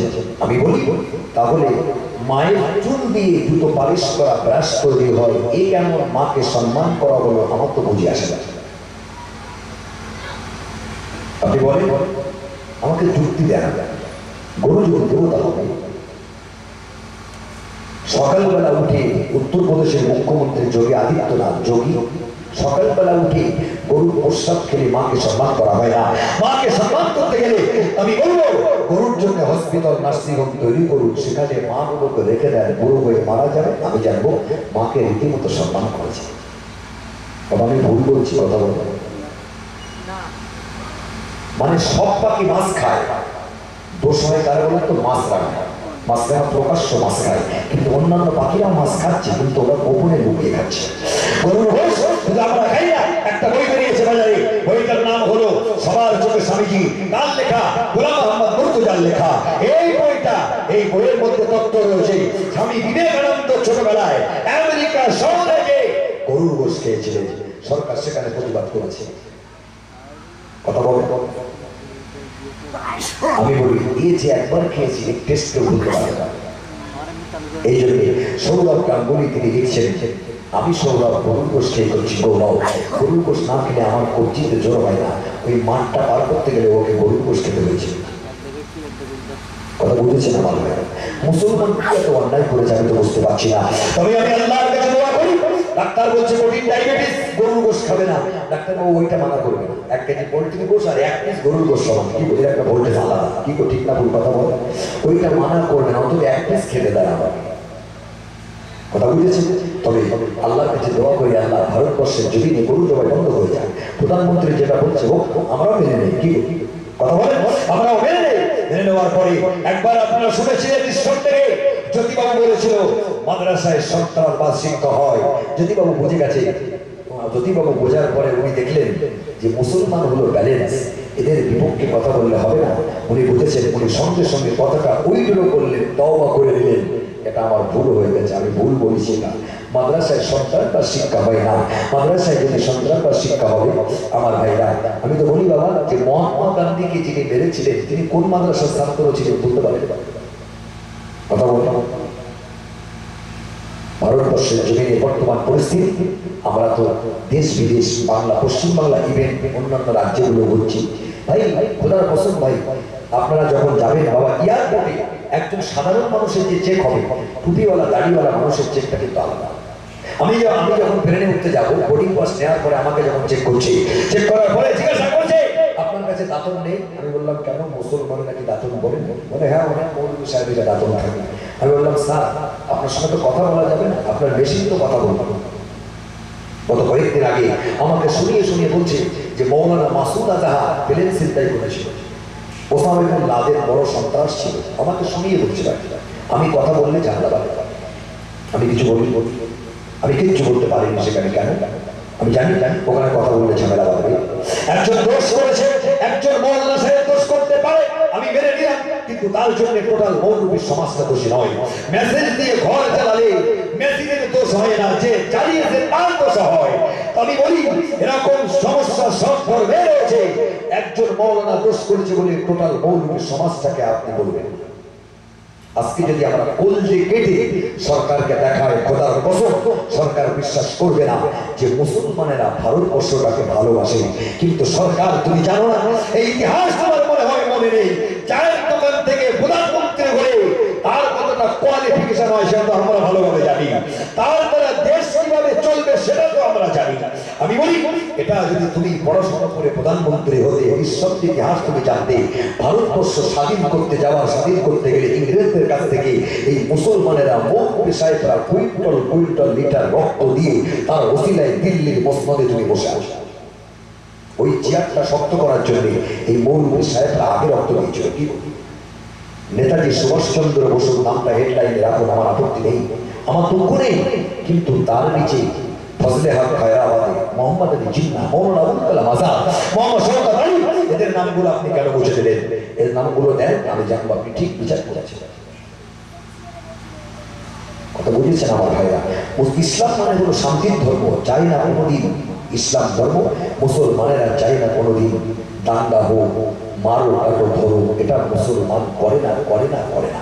সরকারের যদি মন্দির পাহারা দেওয়ার জন্য কোনো দিন যদি সরকারের পুলিশের অভাব হয়, আমাদের মুসলমানদেরকে বলবে আমরা মন্দির পাহারা দেব। তাই যদি না হবে, বাবরি মসজিদ যখন ভাঙা হয়েছিল, ইচ্ছা করলে আমরা যেখানে মুসলিম অধ্যুষিত এলাকা তাদের সংখ্যা কম রয়েছে, আমরা প্রাচীনতম মন্দিরগুলোকে ভাঙতে পারতাম। একটা প্রমাণ দেখ, খোদার কসম সারা জীবন তার পায়খানার পানি তুলবো, কোন মন্দিরের গায়ে আমরা হাত দিয়েছি একটা দেখা পারবে না। মুসলমান এটা করতে পারে না। ইসলাম শরীয়ত এটা শেখায় না। আমার নবীকে যে মেরেছে, আমার নবী বললেন বাবা তোমার হাতে লাগেনি তো, এই আদর্শ আমার নবী শিখিয়েছে। আমার নবী মারের পরিবর্তে বাড়িনি তাদের জিজ্ঞাসা করছে বাবা তোমার হাতে লাগেনি তো, কি কথা কথা বলে? এটা আমার নবী শেখাবে, ইসলাম শরীয়ত এটা বলে না। আমার আজকে ভারতবর্ষের জমিনে আমি দাড়ি টুপি নিয়ে বেড়াই, আমাকে অনেক পরিস্থিতি, আমাকে বলা হচ্ছে চাচা, আমাকে বলা হচ্ছে আয়েশায় চল, আমাকে বলা হচ্ছে লাদেন। আমি বলি দাদা, যারা আমাকে লাদেন বলছেন, যারা আমাকে চাচা বলছেন, আপনারা ইতিহাস পড়েননি, আপনারা পড়েছেন পাতিহাস। যদি ইতিহাস পড়তেন আমাকে লাদেন বলতেন না, কারণ দাড়িওয়ালা লোক যদি লাদেন হবে, সব থেকে বড় দাড়ি হলো সেই মানুষটার দাড়ি, মানে দাড়ি এতটা লম্বা, 10 জন মৌলভী সাহেবের দাড়ি জোড়া দিলেও কত বড় দাড়ি হবে না। মানুষটার নাম হলো মিস্টার হ্যান্স ল্যান্ডসের। বাড়ি কোথায়? আমেরিকায়। কত বড় দাড়ি? 17.5 ফুট লম্বা দাড়ি। যদি কেউ বলেন খোকা দাড়িটা কিভাবে রাখে, আমি বলতে পারবো না ভাই, বইয়ের মধ্যে ওটা লেখা নেই। দাড়িটা আলতা পাকিয়ে রাখে কি কাঁচা মেরে রাখে সেটা তার মানো। আমি বলি দাড়ি রাখার কারণে যদি আমি লাদেন হব, মিস্টার হ্যান্স ল্যান্ডসের হবে বড় লাদেন, কারণ ওর দাড়ি সবচাইতে বড়। বইটার দাম মাত্র 2 টাকা। নাম বিশ্ব সংবাদ। আমার আমার যুবক ভাইদের, আমার ভাইরা দিনে মুসাফির খেতে কত টাকা ফুরিয়ে যায় তার ঠিক ঠিকানা নেই। একটা বই কিনে নেন, দেখতে পাবেন তার মধ্যে তথ্যটা রয়েছে। এবার আমি বলি রবীন্দ্রনাথ ঠাকুরের দাড়ি কত বড় জামা, কত বড় দাড়ি, কোন মাওলানা মৌলভী ছিল না। এক সময় ক্যালেন্ডার উঁচু করে দেখি বাজারে আন্ডারপ্যান্ট করেছিল কিনা। আজকে তার ছিল সম্পত্তি দাড়ি, তাকে তুমি লাদেন বললে না। পরমাংশ রামকৃষ্ণদেব কলকাতার খিদিরপুরে মোল্লাপাড়ার মসজিদে 3 দিন আজান দিয়ে নামাজ পড়েছেন। তার মুখ ভর্তি দাঁড়িয়ে ছিল। তাকে তুমি লাদেন বললে না, আমি জাহিদুল ইসলাম বৈদ্য, ওদের থেকে আমার দাড়ি অনেক ছোট, আপনি আমাকে কেন লাদেন বললেন? ক্রিটিসাইজ দেখো কেন বলছে? বর্তমান ভারতবর্ষে ন্যাংটা সাধু বেড়াবে লজ্জা লাগে না, মুসলমান মেয়েরা হেজাব করবে সরকারের জ্বালাতে পারবে। ঠিক না ভুল কথা বলে? কাগজ দেখলে আপনি আশ্চর্য হয়ে যাবেন। ন্যাংটা সাধু দাঁড়িয়ে রয়েছে, লজ্জা লাগে না? মুসলমান মেয়েরা হেজাব পড়ছে, একটা চক্রান্ত চলছে যাতে করে মুসলমান মেয়েরা বোরকা না পড়ে। কাগজে আপনারা দেখছেন, ফেসবুকে সতর্কবাণী করছে বারবার, বোরকা পরা কোনো মানুষ যাকে চিনবেন না ধরে রাখবেন, থানায় সংবাদ দেখবেন, এই করবেন ওই করবেন। তার মানে কি? মুসলমান মেয়েদের আর বোরকা পরতে দেবে না। যে বোরকা পরে আমার মা বোন, আপনার খালামা দাদিমা যে বোরকা পরে অন্য কোনো কুটুম বাড়ি যাবে, এক গ্লাস পানি পিপাসা লেগেছে কোনো বাড়িতে যে পানিটা চাইবে, এটা আর যেন করতে না পারে। মুসলমান মেয়ে তোমরা ন্যাংটা হয়ে ঘুরে বেড়াও, এটাই সরকার চাইছে। তবে আমি বলি, মানুষ মন্দির মসজিদের ভোটের জামানা শেষ। মানুষ চাইছে না, মানুষ চাইছে মানুষ মানুষকে ভালোবাসে। এটাই হলো সব থেকে বড় ধর্ম। কোন ধর্ম বলেনি মানুষকে মারো কাটো ধরো। আমি বলি এটা যদি না হবে, 5টা রাজ্যে ভোট হয়েছে আপনারা দেখেছেন, মধ্যপ্রদেশ, মিজোরাম, ছত্তিশগড়, আরো কয়েকটা রাজ্য সেসব জায়গায় আমাদের মুসলমান নেই বললেও চলে, 2%, 3% এগুলো নেই বললেও চলে। অথচ সেসব জায়গায় আমার আল্লাহর মার পড়েছে, পরিবর্তন হয়েছে, সরকার হেরে গেছে। আর কয়েক মাস পরে ভোট, আল্লাহর কাছে দোয়া করি 2019 যিনি মানুষকে নিয়ে বিভেদ বাড়ায়, মানুষের জীবনের কোনো তার কাছে দাম নেই, আমি আল্লাহর কাছে চাই উনি যেন হয় 30। আপনারা রাজি আছেন তো? কথা বলেন। আমরা এটা চাই। এটা ইসলাম শরিয়ত শেখায়। ইসলাম শরিয়ত সুন্দর শিখিয়েছেন যে তোমরা একটা ধর্মকে ভালোবাসো, যার ধর্ম তাকে করতে দাও, আপনি মন্দিরে পুজো করুন, আপত্তি নেই, কিন্তু আমাকে শান্তিতে নামাজ পড়তে দেন। জানবো ভারতবর্ষের জমিনে শান্তি আর শান্তি আসবে। গরু যদি এখন দোয়া করি আল্লাহর কাছে, আল্লাহ গরু জবাই বন্ধ হয়ে যাবে, আপত্তি নেই। কেন আপনারা বলবেন? গরু জবাই বন্ধ হয়ে গেলে কাঠের দাম বেড়ে যাবে, কাঠের সঙ্গে গরুর কি সম্পর্ক? খোকা তুমি বলো। আমি বলি যদি গরু জবাই বন্ধ হয়ে যায়, চামড়া কোথায় পাবে? তখন আমরা ছোট ছোট গাছগুলো মোটা দামে বিক্রি করে নেব, কাঠের খরচ পাই দিয়ে বেড়াতে হবে। এই জন্য কাঠের দাম বেড়ে যাবে। আর গরু জবাই যদি বন্ধ হয়ে যায়, আপনি দেখবেন দেশে কুকুরের হাট নেই, বিড়ালের হাট নেই, এগুলো পাওয়া যায় না, এগুলো পাওয়া যায় না, এগুলো হাটে বাজারে বিক্রি হয় না। গরু কিন্তু বাজারে বিক্রি হয়। 6টা যে বড় বড় কসাইখানা রয়েছে, লক্ষ লক্ষ গরু জবাই হচ্ছে। মুসলমান এত খাওয়া খাচ্ছে, বাংলাদেশে পার হয়ে যাচ্ছে। বৃহস্পতিবারে করে সরকারি নিয়ম রয়েছে গরু জবাই করবে না, মুসলমান গরু খাচ্ছে, খাবার পরেও গরু কমে না। আজকে যদি মুসলমান গরু খাওয়া বন্ধ করে দেয়, ও প্রধানমন্ত্রী, তোমার রাতের ঘুম হারাম হয়ে যাবে। তুমি যে ঘরের মধ্যে রয়েছো, ওই ঘরের চারপাশে 50টা গরু হাম্বা হাম্বা করবে, কারণ দেশে তো গরু বেড়ে গেছে, মানুষের থেকে গরু বেড়ে যাবে, রাস্তাঘাটে শুধু গরু আর গরু থাকবে। উত্তরপ্রদেশের মন্ত্রী তুমি যেখানে আছো, ওই জায়গায় দেখবে 50টা গরু রয়েছে, তাদের পাট বাগানে 40টা গরু ঢুকবে। তখন প্রধানমন্ত্রী বলবে, ও গরু ব্যবসায়ীরা, গরুর দাম কমিয়ে দাও, আমি তোমাদের হাতে পায়ে ধরছি। মুসলমানকে বলি, তোমরা সবজি খেও না, শুধু গরুর গোশত খেয়ে দাও, তখন আর খেতে পারবো না। কথা বুঝেছেন? এতে যদি না হবে, কতদিন বোল বন্ধ হবে না, গরু জবাই বন্ধ করবে। আমি বলি সাম্প্রদায়িক সম্প্রীতি অবশ্যই আমি আলোচনা রাখবো। আপনি বুঝে বলুন, আমাকে নামাজ পড়তে দেন, অসুবিধা হবে না, কারণ ভারতবর্ষ সবাই আপনার একা না। এই ভারতবর্ষের জমিনে আমাদেরও এখানে রক্ত দেওয়া রয়েছে। আমার ভাইরা, আপনি ইতিহাস মুছে ফেললেও আমাদের মনের থেকে যাবে না। কথা বুঝেছেন? এই জন্য বলবো, আপনি শান্তিতে পুজো করুন, আমাকে শান্তিতে নামাজ পড়তে দেন, তাহলে ভারতবর্ষ আসবে শান্তি আর শান্তি। আপনি মনে করুন, আপনাদের পশ্চিম জয়নগর রাস্তার ধারে একটা মসজিদ রয়েছে, এই মসজিদের রাস্তার ধারে একটা মসজিদ, আপনি নামাজ পড়ছেন মুসলমানের বাচ্চা, আলহামদুলিল্লাহ রাব্বিল আলামিন আর রহমানির রহিম মালিকি ইয়াউমিদ্দিন ইয়াকা না'বুদু ওয়া ইয়াকা নাস্তাঈন। নামাজ পড়ছেন, কালিমা বাক্যে এক এক করে চিনতে একটা গাড়ি যাচ্ছিল, হরে কৃষ্ণ গোবিন্দ হরে, গাড়িটা যাচ্ছিল, কি বলি, গাড়িটা যে নিয়ে যাচ্ছিল, ওই মানুষটা বদমাইশি করে মসজিদের দিকে, ওই মানুষটার প্রস্রাব লাগেনি, প্রস্রাব লাগার ভান করে মসজিদের দিকে মাইকটা ঘুরিয়ে দিয়ে চুপচাপ বসে আছে। কেন? আমি মুসলমান, আমার যেন নামাজে ব্যাঘাত ঘটে, কারণ তার টার্গেট ছিল এটাই। এবার আপনি বলুন, আপনার পোশাক লাগেনি, আপনি পোশাক লাগার ভান করে আপনি মাইকটা মসজিদের দিকে ঘুরিয়ে দিলেন। দাদা, আপনি মন্দিরে পুজো করছেন, করুন, আমার আপত্তি নেই। ও তার মিত্র মহাশয়েন্দ্রা আল্লাহ জ্যেষ্ঠম শ্রেষ্ঠম পরমং ব্রাহ্মণ আল্লাহ আল্লাহ রাসূল মুহাম্মাদের কম পরেশ আল্লাহ আল্লাহ। আপনি কায়েমন বাক্যে মন্দিরে পুজো করছেন, আপনি যেমন বদমাইশি করেছেন, মাইকটা ঘুরিয়ে দিলেন। আমি যদি বদমাইশি করে আপনার পিছনে যে আজান দিই আল্লাহু আকবার আল্লাহু আকবার, ঠাকুর মশাই মন্ত্র ঠিক হবে তো? ঠাকুর মশাই বলতে বাধ্য হবে, বাবা ও আওয়াজ শুনলে কোন দিক দিয়ে দৌড়ে পালাবো তার ঠিক ঠিকানা নেই। আমি বলি, ঠাকুর তুমি মাইকটা ঘুরিও না, আমি তোমার পিছনে যে আজান দেবো না, তুমি শান্তিতে পুজো করো, আমাকে শান্তিতে নামাজ পড়তে দাও, তাহলে কোনো রকম বিড়ির ঝামেলা থাকবে না। পাঞ্জাবিরা দাড়ি পাঞ্জাবি দিয়ে বেড়ায়, আমরা কি ক্রিটিসাইজ করি না? মুসলমানের ইউনিফর্ম, এটা তার সুন্নত, এটা তার নিয়ম, এ করছে, তুমি কেন ক্রিটিসাইজ করবে? আমার প্রশ্ন হলো এটা, আমরা মিলেমিশে থাকতে চাই, এই জন্য আল্লাহর কাছে দোয়া করি। রব্বুল আলামিন, ভারতবর্ষের জমিনে আপনি বন্যা দেন আল্লাহ, এমন বন্যা দেবেন আল্লাহ, হিন্দু মুসলমান সবাই ভাসতে ভাসতে আমরা চলে যাব। আমার ভাইরা, আপনি বলবেন খোকা তুমি কোথায় থাকবে, থাকার দরকার নাই, আমরা ভাসতে ভাসতে চলে যাব।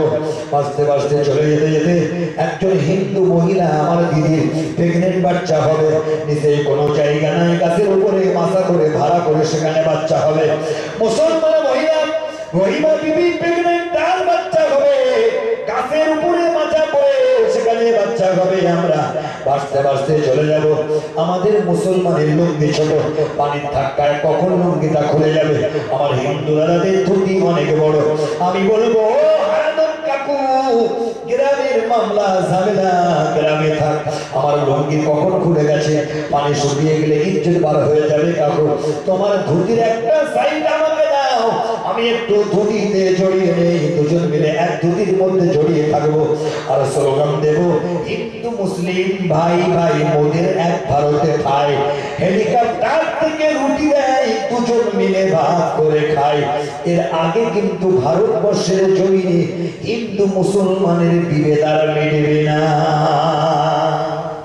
এরকম পরিশ্রম যদি হয়, নিঃসন্দেহে দেখবে, নিঃসন্দেহে ভারতবর্ষের জমিনে শান্তি ফিরে আসবে। আমার ভাইরা, আমি বলতে চাই বাবা, আমার নবী পাক সম্পর্কে আলোচনা শুধু মুসলমানেরা করেনি, যে আলোচনা করছিলাম, বলার উদ্দেশ্য ছিল গরুর একটা ভোল্টেজ আছে, একটু সকলে এই ভোল্টেজ একটা আওয়াজ দেখার, নারে তাকবীর, আর একটু জোরে শুনে বলেন না, নারে তাকবীর।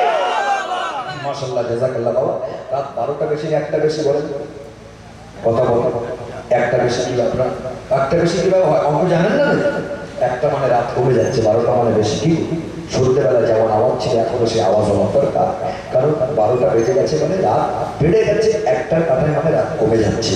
কথা বুঝেছেন আমার ভাইরা? এই জন্য বলবো, বিশ্বনবীর মুজিজা সম্পর্কে আমি আলোচনা করব বলেছি।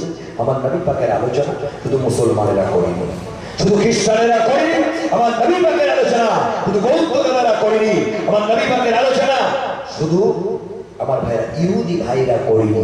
সারা বিশ্বের যত ধর্মের মানুষ এসেছে, সমস্ত ধর্মের মানুষেরা আমার নবী সম্পর্কে আলোচনা করেছে। জোরে বলেন না সুবহানাল্লাহ।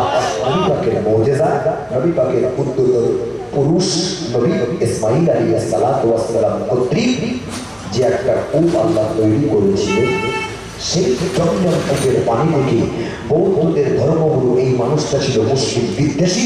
মুসলমান দেখলে সহ্য হয় না, মুসলমান তোমাকে কি পাঠ দিয়েছে, মুসলমান হলো গোড়া, মুসলমান হলো সন্ত্রাস, মুসলমান হলো মূর্খ, ওদের দেখলে আমি সহ্য করতে পারি না। এই জন্যে উনি বললেন, ওই মানুষটা আজকে কালেমা পড়ে মুসলমান হয়েছে। একবার জোরে বলেন না সুবহানাল্লাহ। দরুদ শরীফ আল্লাহুম্মা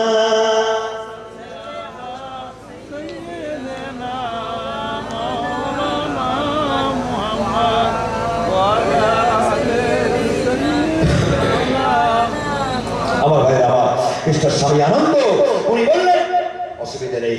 এই স্বামী আনন্দ সিঙ্গাপুর এয়ারপোর্টের মধ্যে বসে আছে। মিস্টার স্বামী আনন্দ উনি সিঙ্গাপুর এয়ারপোর্টের মধ্যে বসে রয়েছেন। আমার ভাইরা, বসে থাকার পরে এবার শিষ্যদের সঙ্গে কথাবার্তা বলছে। এই মানুষটা এত শিক্ষিত মানুষ, জাপানের টোকিও মিশনারিতে পড়াশোনা করে 5 লক্ষ ছাত্রের মধ্যে তিনি প্রথম স্থান অধিকার করেছেন। এই মানুষটা 5 লক্ষ ছাত্রের মধ্যে নাম্বার 1 হওয়া যেন তেন ব্যাপার নয়। এই মিস্টার সামিয়ান্ত তিনি জাপানের আমার ভাইরা আমেরিকা অ্যাঞ্জেলেসে কয়েকতলা বাড়ি রয়েছে তার। এই মানুষটা সিঙ্গাপুর এয়ারপোর্টের মধ্যে বসে আছে। বসে বসে তিনি ওয়েট করেছেন। কেন ওয়েট করেছে? তিনি কানাডাতে যাবেন প্লেনে করে। এয়ারপোর্টের মধ্যে আপনাকে 1 ঘন্টা কিংবা 1.5 ঘন্টা আগে পরিপ্রকাশ নিতে হবে। আপনাকে এয়ারপোর্টের মধ্যে ওয়েট করতে হবে। বসে বসে তিনি একটা অদ্ভুত কাণ্ড দেখলেন। কাণ্ডটা হলো এয়ারপোর্টের মধ্যে বেশ কয়েকজন মানুষ মাথায় টুপি দেয়া, কারো মাথায় রুমাল দেয়া, গায়ে বড় বড় ছোট্ট জামা রয়েছে, তারা ঘোরাঘুরি করে। এবার মিস্টার স্বামী আনন্দ শিষ্যদের ডেকে বলে, ও আমার শিষ্যরা এরা কারা? বলে এরা হলো সেই মুসলমান। বলে আমার 40 বছর বয়স, এই বয়সের মধ্যে আমি কোনোদিন মুসলমানের মুখ দেখি। আমার আজকে সবচাইতে জঘন্যতম দিন হবে আজকের দিনটা, আমি আর সহ্য করতে পারছি না। এরা কারা? বলে এরা হলো সেই মুসলমান। যাও যাও, এয়ারপোর্টের মধ্যে ওরা কেন ঘোরাঘুরি করে? শুধু তাই নয়, এবার তিনি লক্ষ্য করলেন তাদের হাতে একটা করে ব্যারেল রয়েছে। যে জিজ্ঞাসা করো এয়ারপোর্টের মধ্যে তারা ব্যারেল নিয়ে কেন ঘোরাঘুরি করে? যে জিজ্ঞাসা করা হলো আপনারা এয়ারপোর্টের মধ্যে আছেন তো ঠিকই আছে, হাতে ব্যারেল কেন, ড্রাম কেন? ওই ড্রামের মধ্যে কি রয়েছে বলুন? বলে এই ড্রামের মধ্যে অন্য কিছু নয়, এই ড্রামের মধ্যে রয়েছে সেটা হলো মক্কা শরীফ থেকে আনা, এটা হলো জমজম পানি। জোরে বলবেন না সুবহানাল্লাহ। মিস্টার স্বামী আনন্দ উনি বলে দিলেন, আমি প্রথমেই বলেছিলাম এরা হলো গোড়া, এরা হলো মূর্খ, লেখাপড়া জানে না। এয়ারপোর্টের মধ্যে এত নামি দামি কোম্পানির পানি ব্যবহার করা হয়। আজকে দেখো যে কোম্পানি যত পরিষেবা দেবে সে তত পানি, তার তত কাস্টমার হবে।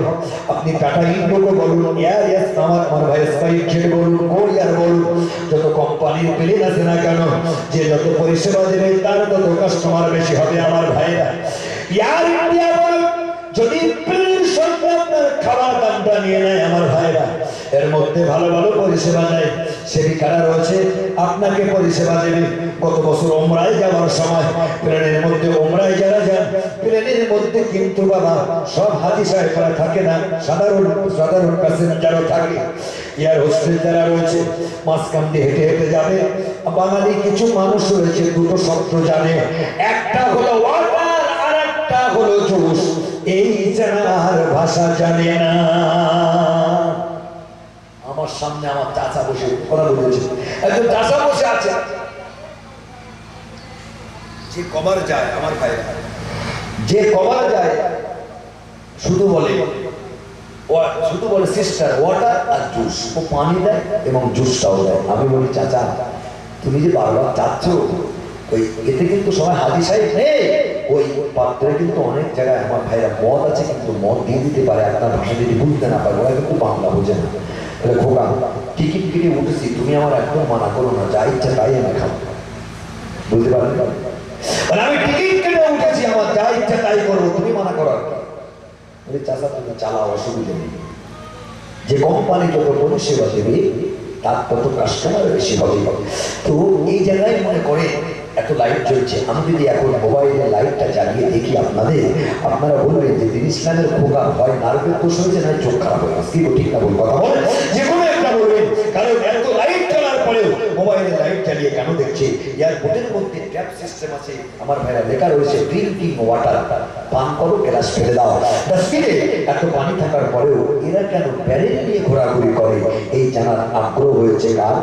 মিস্টার স্বামী আনন্দের। যে মানুষটা যত ইসলাম বিরোধিতা করতে গেছে, ওই মানুষটা আল্লাহ তাকে হেদায়েত দিয়ে আল্লাহ তাকে যে কোনো ওসিলায় কালেমা পড়ে মুসলমান বানিয়ে দিয়েছেন। যদি বলেন না সুবহানাল্লাহ।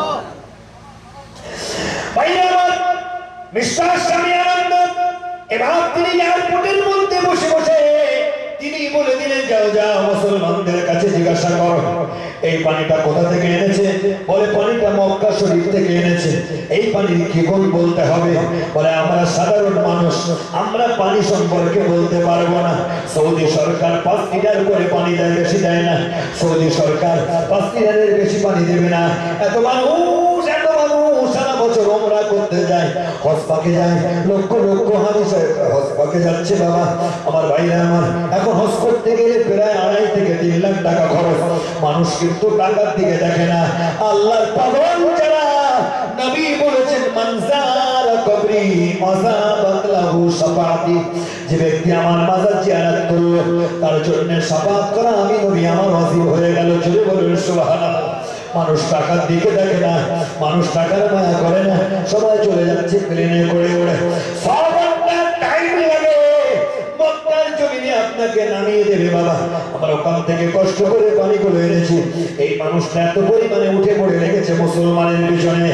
আমার আল্লাহ জানে এই মানুষটা যত বিরোধিতা করছে করো, আমি আল্লাহকে হেদায়েত দেবো, কলেমা পড়বে, মুসলমান হয়ে যাবে। জোরে বলেন সুবহানাল্লাহ।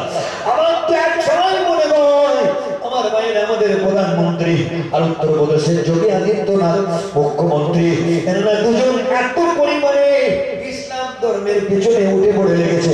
আল্লাহ হয়তো কোন দিন দুজন মানুষকে হেদায়েত দেবে, এই দুজন মানুষ হয়তো কলেমা পড়ে মুসলমান হয়ে যাবে। সকলে বলুন আল্লাহুম্মা আমিন।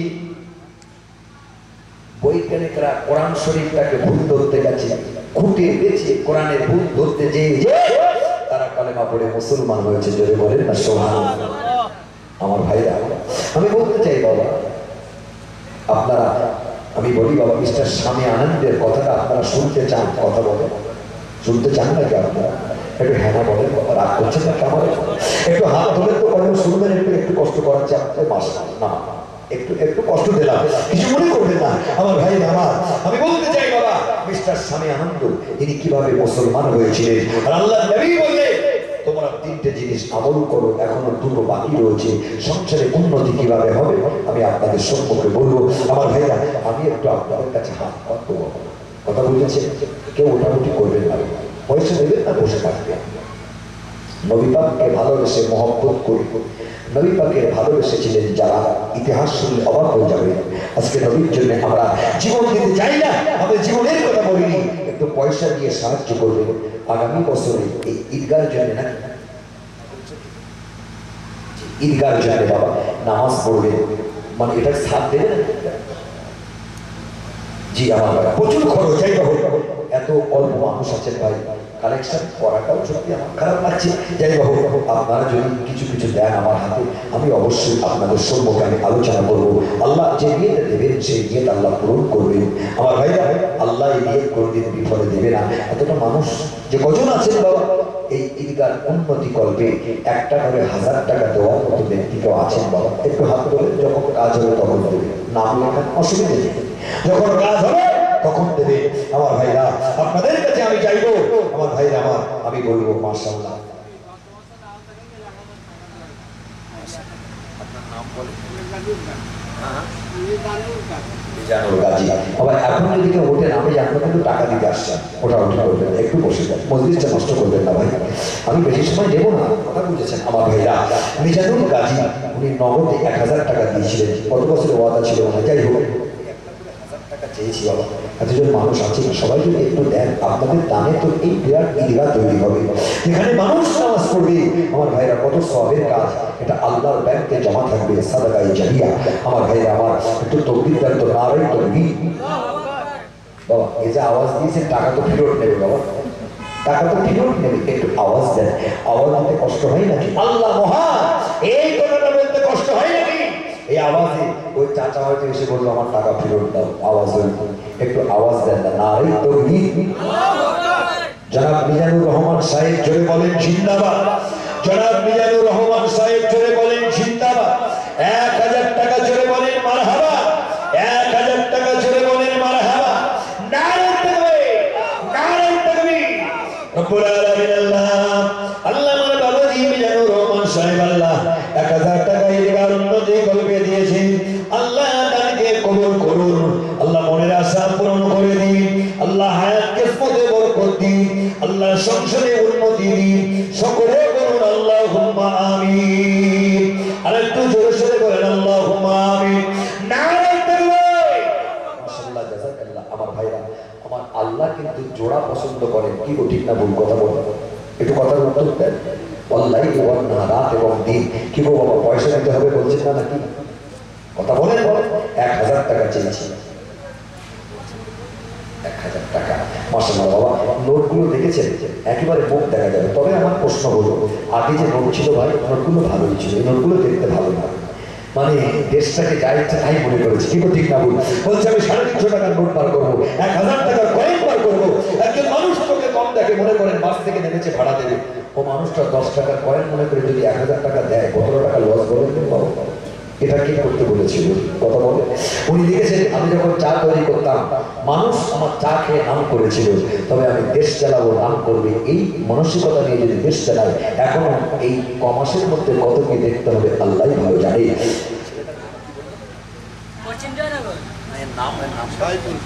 সাইফুল ইসলাম আমার ভাইয়া, মানে আজকে তুলেছে এটিএম থেকে সম্ভবত মনে হয়, আমার বসে যান, কেউ ডাউটি করবে না। জনাব সাইফুল ইসলাম সাহেব, জোরে বলেন জিন্দাবাদ। জোরে বলেন না বাবা, একটু আওয়াজ দেন, একটু আওয়াজ দেন বাবা। সাইফুল ইসলাম সাহেব, জোরে বলেন জিন্দাবাদ।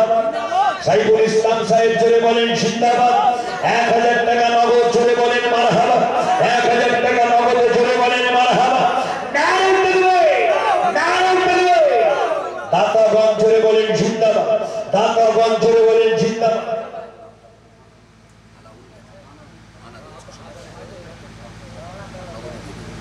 মাশাআল্লাহ, এদিকে মনে হয় বাকি কেউ দেয় না, সব নগদে দেয় না, বাকি আবার বাকির বাজার ফাঁকি হয়, কথা বুঝেছেন কি ঠিক না ভুল কথা বল।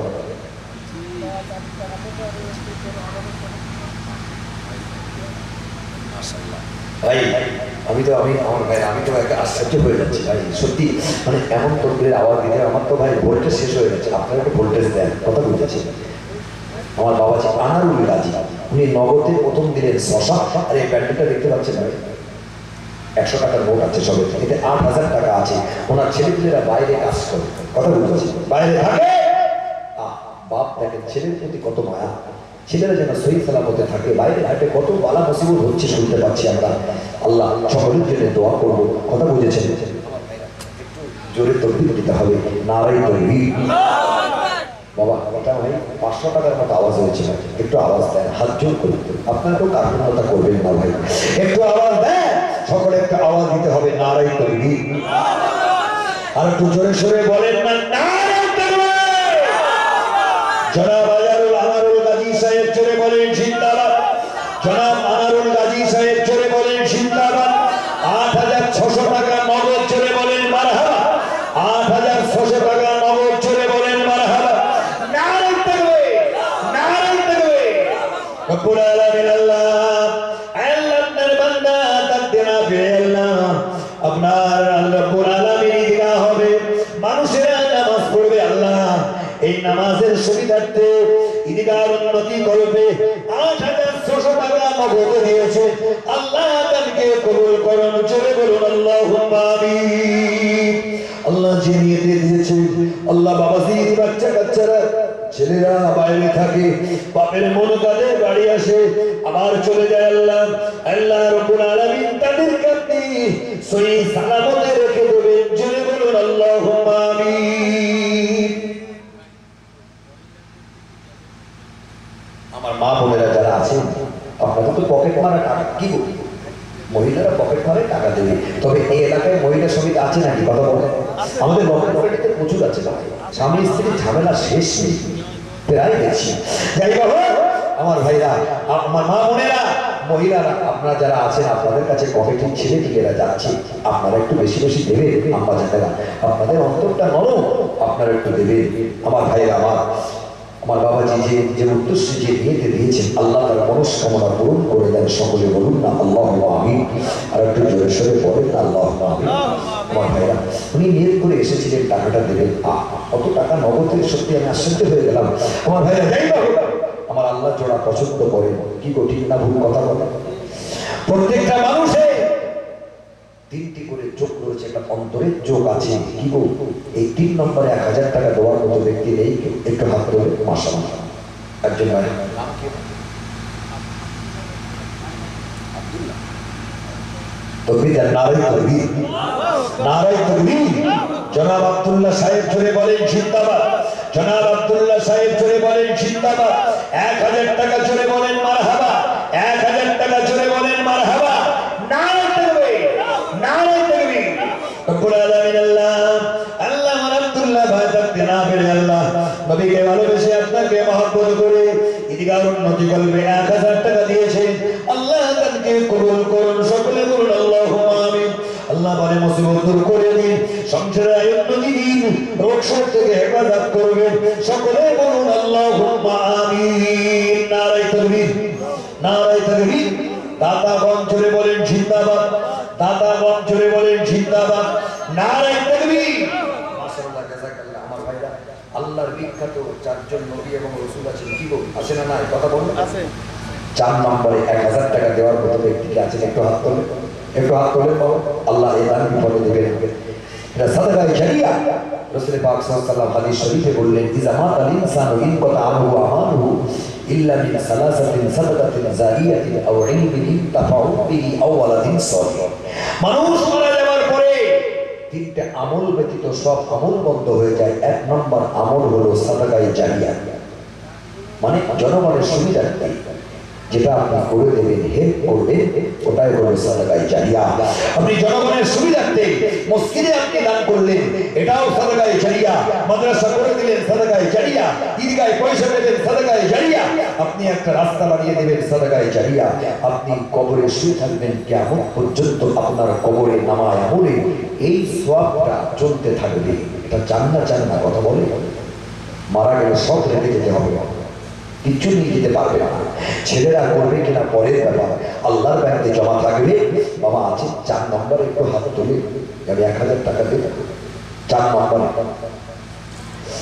একটু জিকির করেন আল্লাহ আল্লাহ আল্লাহু লা ইলাহা ইল্লাহু নবী আমার জানের জান গো নবী আমার জানের জান গো পূর্ণিমারি চাঁদ রোজ আসরে নবী ছাড়া কে করিবেন পার নবীজি আল্লাহ আল্লাহ আল্লাহু লা ইলাহা ইল্লাহু ফুল সিরাতের ফুল গনবী ফুল সিরাতের ফুল গনবী 30,000 মাইল চুলের যে সরু হবে চুলের যে সরু হবে হীরের মতন ধার নবীজি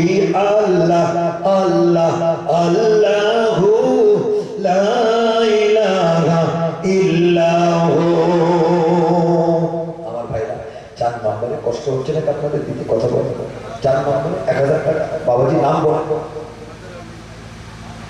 রব্বুল আলামিন আল্লাহ আপনার জন্য বান্দা থাকতে না পেরে আল্লাহ 4 নম্বর পয়েন্টে আল্লাহ 1000 টাকা দিবেন আল্লাহ দানকে কবুল করুন আল্লাহ আমার ফজল আলী বাবাজির দানকে কবুল করুন আল্লাহ মনের আশা পূরণ করে দিন আল্লাহ যে উদ্দেশ্যে দিয়েছেন নিয়তকে পূরণ করুন সকলে বলুন আল্লাহুম্মা আমিন আর একটু জোরে সোরে বলেন আল্লাহুম্মা আমিন নারে তাকবীর মাশাআল্লাহ বাবা নামাজ কওয়াত তো বলে কথা বলে জোরে বলছেন না কেন পয়সা দিতে হবে জোরে বলে 5 ওয়াক্ত নামাজ 5 নম্বরে 1000 টাকা দেওয়ার মতো ব্যক্তি কেউ নেই কি আছে না 5 নম্বরে একজন ব্যক্তি মাশাআল্লাহ বাবাজি নাম কি আপনার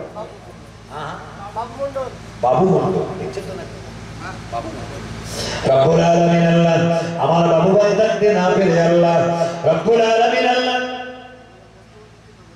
মাশাআল্লাহ আমার ভাইরা আমার বাবু আলী ভাই সাহেব থাকতে না পেরে আল্লাহ 1000 টাকা ওয়াদা করেছেন আল্লাহ ঈদগাহ উন্নতি করবে আল্লাহ আপনি দেখেছেন আপনার ভিডিও ক্যামেরা লাগানো আছে আপনার ব্যাংকে জমা হবে আল্লাহ আল্লাহ দানকে কবুল করুন আল্লাহ মনের আশা পূরণ করে দিন আল্লাহ নেক মকসদ বড় করুন আল্লাহ যে নিয়তে দিয়েছেন আল্লাহ নিয়তকে বড় করুন সকলে বলুন আল্লাহুম্মা আমিন আর একটু জোরে সোরে বলুন আল্লাহুম্মা আমিন নারে তাকবীর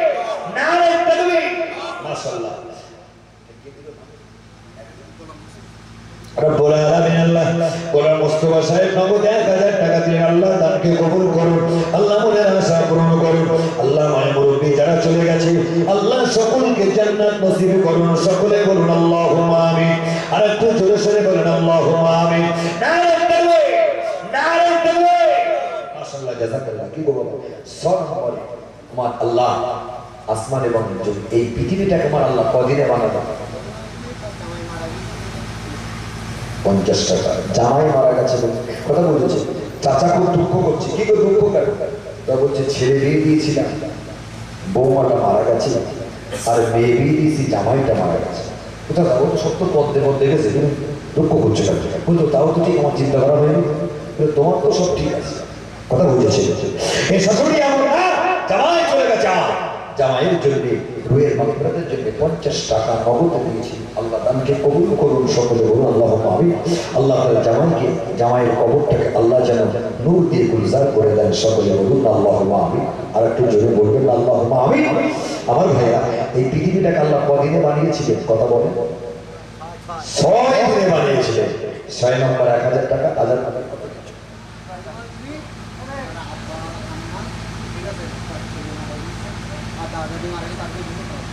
আচ্ছা, হালিমা বিবি তার দাদা দাদিমা ইন্তেকাল করেছেন, তাদের রুহের মাগফিরাতের জন্য 200 টাকা। ও আব্বা আম্মা, আল্লাহ আত্মীয় ছেলে যা মারা গেছে আল্লাহ সবার রুহের মাগফিরাতের জন্য 200 টাকা দিয়েছেন। আল্লাহ তাকে কবুল করুন, সকলে বলুন না আল্লাহুম্মা আমিন। আয় রব্বুল আলামিন, আল্লাহ আপনি একবার তাকিয়ে দেখুন, আল্লাহ বান্দা বান্দীরা গানের কম্পিটিশন শুরু করেছে। আল্লাহ এদায় ওদায়, আল্লাহ কেউ দেয় 8000, কেউ দেয় 1500, 200, আল্লাহ 50 টাকা। আল্লাহ তাকে কবুল করুন, আল্লাহ মনের আশা পূরণ করে দিন। আল্লাহ আমার বাবা দিদে আল্লাহ এক মকসদ পুরো করুন, আল্লাহ সংসারে উন্নতি দিন, আল্লাহ মনস্কামনা পূরণ করে দিন, সকলে বলুন আল্লাহুম্মা আমিন। নারে তাকবীর। আর একটু জোরে বলেন নারে তাকবীর। বাবা 6 দিনে আল্লাহ পৃথিবীটাকে বানিয়েছিলেন। 6 নম্বর 1000 টাকা বলে মৌলুপে আসল ভরে দেন, এতটা দিল তাও হচ্ছে না, বলে 6 নম্বর পয়েন্ট এখনো মনে রয়েছে। কি কথা বলে, আমি তো বাড়ির জন্য যাচ্ছি। আমার ভাই আগামী বছর যা কোর্স লাগবে সব কবিরুল গাজী দেবে। মাশাআল্লাহ, এটা কোন নিউজ আছে? কতটা কোর্স লাগে? আমার বাকি বিল্লাহ হয়ে নগদে 400 টাকা দিয়ে আল্লাহ দানকে কবুল করুন, আল্লাহ মনের আশা পূরণ করে দিন, আল্লাহ নেক মকসদ পুরো করুন, সকলে বলুন আল্লাহুম্মা আমিন।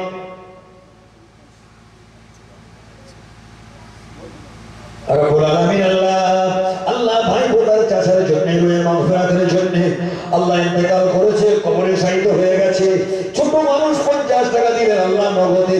আল্লাহ তার ছোট বড় কবরটাকে নূর দিয়ে গুলজার করে দিন, সকলে বলুন আল্লাহুম্মা আমিন। আর একটু জোরে সরে বলুন আল্লাহুম্মা আমিন। নারে তাকবীর। ইব্রাহিম মন্ডল ভাই আমার, 1 বস্তা মাটি, জোরে বলেন না জিন্দাবাদ।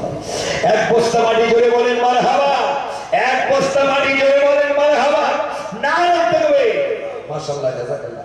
ভাইরা এখানে শেষে কি অবস্থা?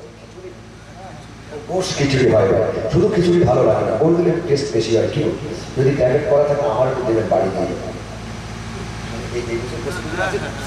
এই খাবারটা খুব বরকত আছে ভাই, কি ধনী কি করি সবাইকে খেতে হয়। কথা বুঝেছেন বাবা, জলসার তাওয়ারুকের একটা বরকত আছে। আগামী বছরে এই তাওয়ারুকের জন্য যা গোশ লাগবে আমার কবিরুল গাজী ভাই সব দেবে।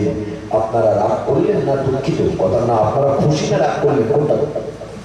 খুশি তো নাকি? যা গোশ লাগবে দেবে। নর্মাল খিচুড়ি ভালো লাগে না, গোশ দিলে টেস্টটা ভালো হয়। একটু জোরে সরে তকবীর, তার নারাই তকবীর। আর একটু জোরে বলেন না নারাই তকবীর। আমার কবিরুল ভাই জোরে বলেন জিন্দাবাদ। কবিরুল গাজী সাহেব জোরে বলেন জিন্দাবাদ। যা গোশ লাগবে সব থেকে জোরে বলেন মারহাবা। নারাই তাকবীর, নারাই তাকবীর। রব্বুল আলামিন, আল্লাহ কবিরুল গাজী আল্লাহ আগামী বছর আল্লাহ যা গোশ লাগবে সব দেবে। আল্লাহ তার দানে বরকত দিন, আল্লাহ তার সংসারে উন্নতি দিন, আল্লাহ কারবারে বরকত দিন, ব্যবসা বাণিজ্যে বরকত দিন, সকলে বলুন আল্লাহুম্মা আমিন। আর একটু জোরে সরে বলেন আল্লাহুম্মা আমিন। দিও ধন জীবন কেড়ে নিতে কতক্ষণ আল্লাহ ধন দৌলত দিয়ে বান্দাদের পরীক্ষা করে, বান্দারা কেমন আমার রাস্তায় ব্যয় করছে কিনা। আমার আল্লাহ পাক সব কিছু কুদরতি চোখে দেখছেন। আল্লাহ সকলে দানকে আপনি কবুল করে নিন।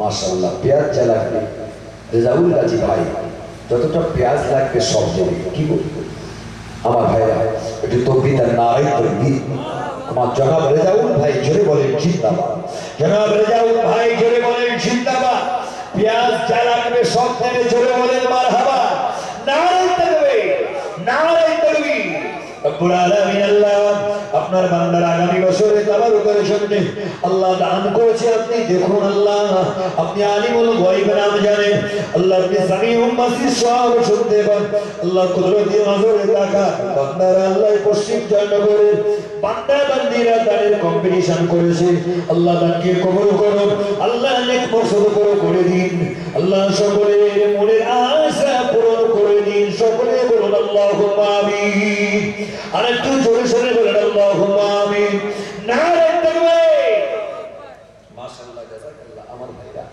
6 নম্বরে আপনারা দেন নি ওরা টাকা না দিয়েছি ভাই 6 নম্বরে দেবেন না ভাই বলে এতটা মানুষ আছে আমি দোয়া করে দেবো হজ পাকে যাব আপনাদের কথা মনে করে কাবা শরীফ ধরে আমি দোয়া করব কথা দিচ্ছি কাবা শরীফ ধরে দোয়া করলে আল্লাহ সে দোয়া কবুল করে কি গো ঠিক না ভুল কথা বলে তার প্রমাণ আমার বাড়িতে রয়েছে আমার কোনো বোন নেই আমাদের কোনো মেয়ে হচ্ছে খোদার কসম গত বছর আমি আব্বা মা তিনজন গিয়েছিলাম কাবা শরীফ ধরে এত পরিমাণে কান্নাকাটি করেছে আল্লাহ বলছি আল্লাহ আপনি আমাদের বাড়িতে একটা মেয়ে সন্তান দেন আব্বা শেষে বললে আল্লাহর বাজেটে কোনো মেয়ে নেই আমাদের মত চাষ না হবে যাওয়ার পরে আমার দুই ভাইয়ের আল্লাহ পাক দুটো মেয়ে সন্তান দিয়েছেন আল্লাহ যেন তাদের হায়াত দারাজ করে সকলে বলে আল্লাহুম্মা আমিন খোদার কসম আশ্চর্য হয়ে গেলাম কাবা শরীফ প্রথম নজরে দেখলে যে দোয়াটা করবেন বাঙালি হাজি সাহেবরা চালাক তো প্রথম নজরে দেখে মনের মধ্যে যা আসে বলে আল্লাহ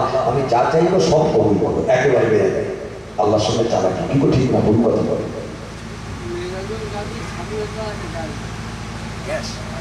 রান্নার জন্য ও মানে সিলিন্ডার কিনে দেবেন না ভাড়া আচ্ছা তাই বলে আমি কিনে দেবেন মাশাআল্লাহ জাযাকাল্লাহ আমার বাবাজি 1000 টাকা দিলেন আবার উনি বলছেন সামনের বছরে রান্নার জন্য যে গ্যাস সিলিন্ডার লাগবে উনি ভাড়া করে দেবেন যেন ভাববেন না কিনে দেবেন অনেক টাকা তার উনি ভাড়া দেবে আমার ভাইরা একটা গ্যাস সিলিন্ডার আমার ভাইরা কিনে দেবে ভাড়া করে হ্যাঁ মিজানুর গাজী আমার বাবাজি আল্লাহ ওনার হায়াত দারাজ করুন সকলে বলুন আল্লাহুম্মা আমিন আল্লাহ ওনার চাষবাসে বরকত দিন ব্যবসা বাণিজ্যে বরকত দিন সকলে বলুন আল্লাহুম্মা আমিন মাশাআল্লাহ নাম শুনছেন জিয়াউল গাজী রিয়াজুল এই বারবার এসো আসে লাভ হবে এসো আর যাও কথা বুঝেছেন আমার ভাইরা এগুলো দরকার আছে না নাই কথা আগামী বছর লাগবে না কথা বলে এগুলো লাগবে দরকার আছে না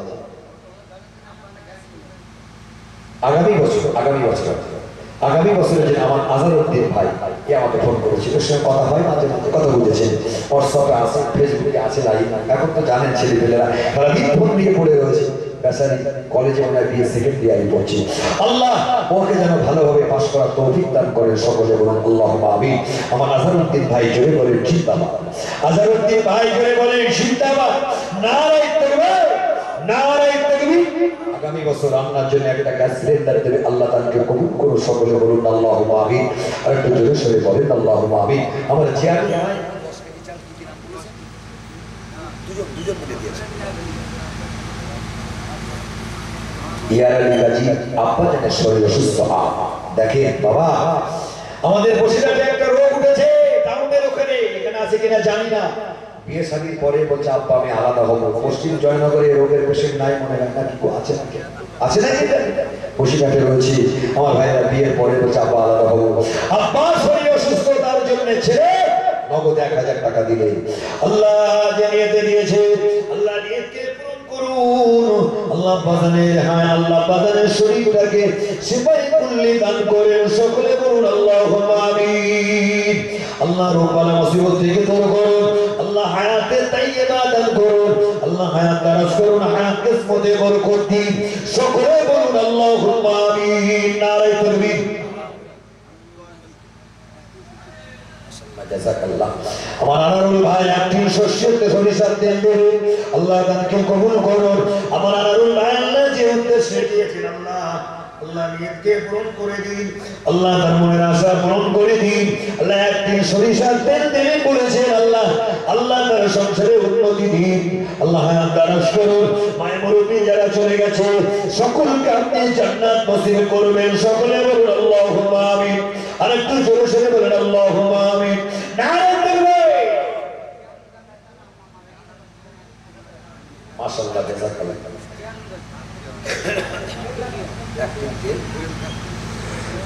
ওই যে সেন্টার বারবার আসলে ওই বলে গেল, কি নাম বললাম ভাই? অ্যাক্টিং দের আনারুল গাজী অ্যাক্টিং দের ভাই, খুব কষ্ট করে তোলা বলো ভাই, যেন মিস না একেবারে ঠিকঠাক করে রাখবে। যে আমি মা অসুস্থ শরীর, মা মারা গেছে, মা মারা গেছে। ডাক্তার বলছে তোমার বিবির ভিটামিন ডি শর্ট হয়েছে, মোসাম্বি লেবু কিনে আনছি। আচ্ছা বাবা, মার কি কোনোদিন শর্ট হয় না? বলো, কথা বলো। আম্মা জানে কোনোদিন ভিটামিন সি ডি মনে হয় শর্ট হয় না নাকি? আমার মারা তো মেয়ের জাত না নাকি, শুধু আমার বউয়ের শর্ট হয়। আমাদের লজ্জা লাগে না ভাই? সত্যি আমরা বলি ভাই, যে মা কষ্ট করে মানুষ করেছে, আম্মা জান মারা গেছে, তার রুহের মাগফিরাতের জন্য সন্তান জীবনে মা বলে আর মাকে ডাকতে পারবে না। যাদের মা হারিয়ে গেছে তারাই জানে মা কি জিনিস হারিয়ে ফেলেছে। আল্লাহ নবী বলেছে, পিতামাতা ইন্তেকালের বাদে যোগ্য সন্তান যদি কবরের ধারে দুটো হাত তুলে দোয়া চায়, সন্তানের চোখের পানি নাকের ডগায় আসার আগে দোয়া আল্লাহ কবুল করে নেন। সকলে বলুন আল্লাহুম্মা আমিন। আমার জিয়ারুল ভাইয়া, আম্মা জানের শরীর অসুস্থ, আল্লাহ তার জন্য আল্লাহ আম্মা জান চলে গেছে, রুহের মাগফিরাতের জন্য আল্লাহ 1001 টাকা নগদে দিয়েছেন, আল্লাহ তাকে কবুল করুন। আল্লাহ তাআলা আম্মা জানের কবরটাকে, সংকীর্ণ কবরটাকে প্রশস্ত বানিয়ে দেন। সকলে বলুন আল্লাহুম্মা আমিন। মা বোনেরা 50 টাকা গোবর দান করেছে। আমার আল্লাহ তাদের নাম জানে না কথা বলে এখানে জানাচ্ছে না। আল্লাহ যেন আমার ওই আম্মা জান মরণের পরে আল্লাহ যেন সকলকে গোপন করিয়ে আল্লাহ তাকে জান্নাত নসিব করে দেন। সকলে বলুন আল্লাহুম্মা আমিন। আর একটু জোরে সরে বলেন আল্লাহুম্মা আমিন। তো তাকবীর দেন, নারায়ে তাকবীর।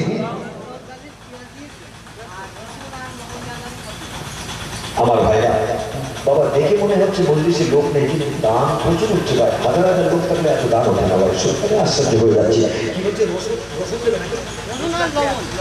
রসুন আর লবণ, রসুন আর আমার ভাই লবণ দেবে, কথা বলেছেন বাবা। আমার ভাই আমার থার্মোকলের থালা কেউ দেন, থালা আর গ্লাস একজন বলেন আমি দিয়ে দেবো, কত দাম? আমার রাহুল গাজী ভাই, আল্লাহ পেঁয়াজের সঙ্গে রসুনটা দিয়ে, রসুন আর লবণ দিয়ে দেবেন। আল্লাহ তাকে কবুল করুন, আল্লাহ মনের আশা পূরণ করে দিন, আল্লাহ মকসদ পুরো করে দিন। সকলে বলুন আল্লাহুম্মা আমিন। আরেকটু জোরে সরে বলেন আল্লাহুম্মা আমিন। দাতাগণ জোরে বলেন জিন্দাবাদ, দাতাগণ জোরে বলেন জিন্দাবাদ। আল্লাহ সকলে তাকে কবুল করুন, আল্লাহ আপনার মকসদ পুরো করে দিন, আল্লাহ সংসারে আনন্দ দিন। আল্লাহ যে টাকা পয়সা দিচ্ছেন, আল্লাহ আপনি তো মনের অন্তরের খবর রাখেন, আল্লাহ সকলে মনের আশা পূরণ করে দিন। সকলে বলুন আল্লাহুম্মা আমিন। নারে তাকবীর।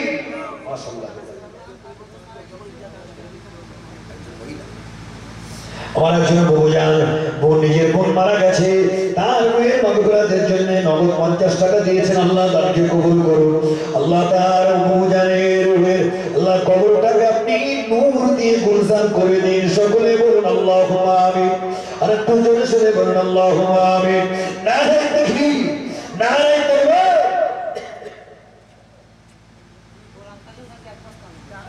গোলাম কাসেম গাজী 1 বস্তা আলু। সকলে একটু আমার ভাইরা, আমাদের গ্রামে একজন মৌলানা সাহেব এসেছে, কথা বলতেছিলেন, তা বলেছে লোকটার নাম হচ্ছে সুরাত বৈদ্য, কথা আমাদের আমার ভাইরা পুরোপিন লোক। সে বলছে আমি একটা গরু দেবো। মৌলানা সাহেব বলছে সুরাত বন্দি এক গরু, কথা বলছেন সুরাত বন্দি এক গরু, বলছে কি আমি গরু? আশ্চর্য ব্যাপার। আমার ভাইরা যদি বলতো সুরাত বন্দি, আমার ভাইরা সুরাত বৈদ্য সাহেব একটা গরু দেবেন বলেছে, কথা বলতেছে। গোলাম কাসেম গাজী ভাই আমার 1 বস্তা আলু দেবেন, জোরে বলেন জিন্দাবাদ। আমার গোলাম কাসেম ভাই জোরে বলেন জিন্দাবাদ। 1 বস্তা আলু, জোরে বলেন মারহাবা। নারে তাকবীর, নারে তাকবীর। আল্লাহ আমার কাসেম ভাই তাকে কবুল করুন, আল্লাহ মনের আশা পূরণ করে দিন, আল্লাহ নেক মকসদ পুরো করে দিন, আল্লাহ তাআলা রোজগারে কামাই বরকত দিন। সকলে বলুন আল্লাহুম্মা আমিন। আর একটু জোরে সরে বলুন আল্লাহুম্মা আমিন। গোপন দান দিয়েছে, আব্বাজানের শরীর অসুস্থ, আল্লাহ তাআলা আব্বাজানকে আপনি সেবায় করলে দান করুন, আল্লাহ মনের আশা পূরণ করে দিন, আল্লাহ আব্বাজানের হায়াত আর আস্তে বরকত দিন। সকলে বলুন আল্লাহুম্মা আমিন। নারে তাকবীর, নারে তাকবীর।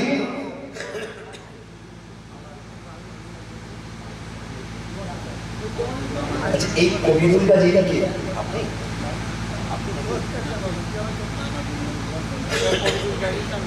আগেটা বলতে হবে সেটা কি?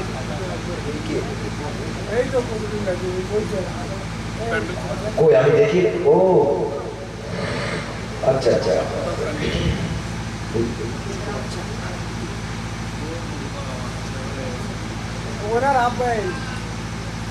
আচ্ছা, মাশাআল্লাহ, জাযাকাল্লাহ। দেখতে ছোট মানুষ কিন্তু আশাকি আর এই প্যান্টের পুরো দিয়েছে, কি সর্বনাশ। বলুন, আমি মনে করি মানে সে বয়স্ক লোক, বাবাজিকে বলতেছি আমার ভাইরা, ছোট বাচ্চা মানুষ তো। কবির ছোট্ট ভাই নানাজির নামে 20 বস্তা সিমেন্ট দেবে। আগে তো তার 10 লাখ বেঁধেছে এবং নানাজির নামে 20 বস্তা সিমেন্ট। নানাজি করতে আমার নানা যেন হারিয়ে ফেলেছি বাবা, তাদের চলে গেছে, তারাই জানে কত ভালো ভালো মানুষ সব মাটির তলায় চলে গেছে। আমার ছোট্ট ভাই তার নানাজি, আল্লাহ আমার ছোট্ট ভাই তাকে কবুল করুন, সকলে বলুন আল্লাহুম্মা আমিন। 20 বস্তা সিমেন্ট দেবেন, সকলে জোরে বলেন আল্লাহুম্মা আমিন। 20 বস্তা সিমেন্ট, জোরে বলেন মারহাবা। 20 বস্তা সিমেন্ট, জোরে বলেন মারহাবা। নারে তাকবীর, নারে তাকবীর।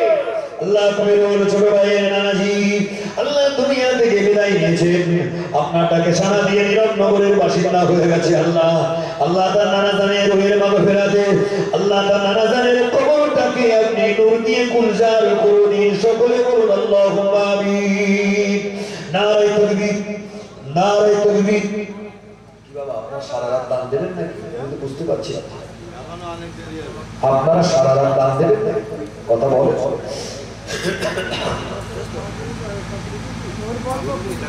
মা বোনেরা অনেক টাকা পয়সা দিয়েছেন, আমার আম্মা জান বোনেরা পকেট মেরেছেন স্বামীদের, কি ঠিক না ভুল কথা বলে? মা বোনদের ইনকাম কি আছে? তারা পকেট মেরে অনেক টাকা পয়সা দিয়েছেন। আল্লাহ আমার মা বোনদের দানকে কবুল করুন, সকলে বলুন না আল্লাহুম্মা আমিন। আর একটু জোরে সোরে বলবেন আল্লাহুম্মা আমিন। আল্লাহ আমার আম্মা জানদের হায়াত দারাজ করুন, সকলে বলুন আল্লাহুম্মা আমিন। নারে তাকবীর।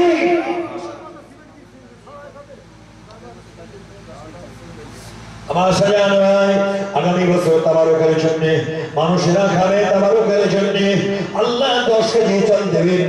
আল্লাহ দানকে কবুল করুন, মনের আশা পূরণ করে দিন, আল্লাহ নেক মকসুদ পুরো করে দিন। সকলে বলুন আল্লাহুম্মা আমিন। আর একটু জোরে সোরে বলেন আল্লাহুম্মা আমিন। নারে তাকবীর, নারে তাকবীর। মাশাআল্লাহ, জাযাকাল্লাহ। আমার ভাইরা, আমার আপনারা যারা এসেছেন বাবা, আমি সে পয়েন্ট করতে করতে এসেছিলাম, কোথায় ভুলে গেছি সে আর মনে নেই ভাই। আপনারা তার থেকে অনেক বেশি দিয়েছেন, যাই হোক আমার ভাইরা, আপনাদের সামনে আমি কথা দিয়েছি আমি একটুখানি ওয়াজ করবো। আমি সর্বসাকুল্য ভাই একটার মধ্যে শেষ করবো ভাই, প্রতিদিন রাত জাগা ভালো লাগে না। আয়ুব খান, আয়ুব আলী গাজী নাম বলার গুণে বাবা, বলার গুণে ভালো লাগে, বলার গুণে খারাপ লাগে। জনাব আয়ুব আলী সাহেব জোরে বলেন জিন্দাবাদ। জনাব আয়ুব আলী সাহেব জোরে বলেন জিন্দাবাদ। 10 বস্তা সিমেন্ট, জোরে বলেন মারহাবা। 10 বস্তা সিমেন্ট, জোরে বলেন মারহাবা। নারে তাকবীর, নারে তাকবীর। আল্লাহ তাকে কবুল করুন, আল্লাহ মনের আশা পূরণ করে দিন। আল্লাহ এবং বাবাজি যে উদ্দেশ্যে নিয়েছেন নিয়তকে পূরণ করুন, সকলে বলুন আল্লাহুম্মা আমিন। আল্লাহ মায়ের মুরব্বি যারা চলে গেছে সকলকে আপনি জান্নাত নসিব করবেন, সকলে বলুন আল্লাহুম্মা আমিন। নারে তাকবীর। লাল কাগজ আসলেই মনে হয় বড় কোনো দাম আছে, কি করবে? ঠিক বলে 70 গাজী 5 কেজি ডাল, যাও দাম আছে ডাল। আর জামাত আলী গাজী 5 কেজি ডাল, থালা গেলাস সব মাশাআল্লাহ। তাহলে তো হয়ে গেছে প্রায়। আর কিছু বাকি আছে নাকি তাবার কথা বলে? মনে হয় চাল কিছু বাকি আছে অল্প। আমার ভাইরা, আমার 70 গাজী ভাই 5 বস্তা ডাল, 5 কেজি ডাল দেবেন। 70 গাজী সাহেব জোরে বলেন জিন্দাবাদ। 70 গাজী জোরে বলেন জিন্দাবাদ।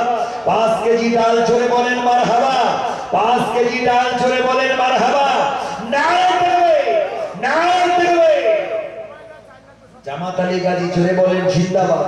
জামাতারি গাজী জোরে বলেন জিন্দাবাদ 5 কেজি ডাল ও থালা গ্লাস জোরে বলেন মারহাবা নারে তাকবীর নারে তাকবীর রব্বুল আলামিন আল্লাহ দানগুলোকে কবুল করুন আল্লাহ মনের আশা পূরণ করে দিন আল্লাহ যিনি দিয়েছেন নিয়তকে পূরণ করে দিন আল্লাহ সংসারের উন্নতি দিন আল্লাহ রোগ থেকে হেফাজত করবেন আল্লাহ সকলে বলুন আল্লাহুম্মা আমিন নারে তাকবীর মাশাআল্লাহ জাযাকাল্লাহ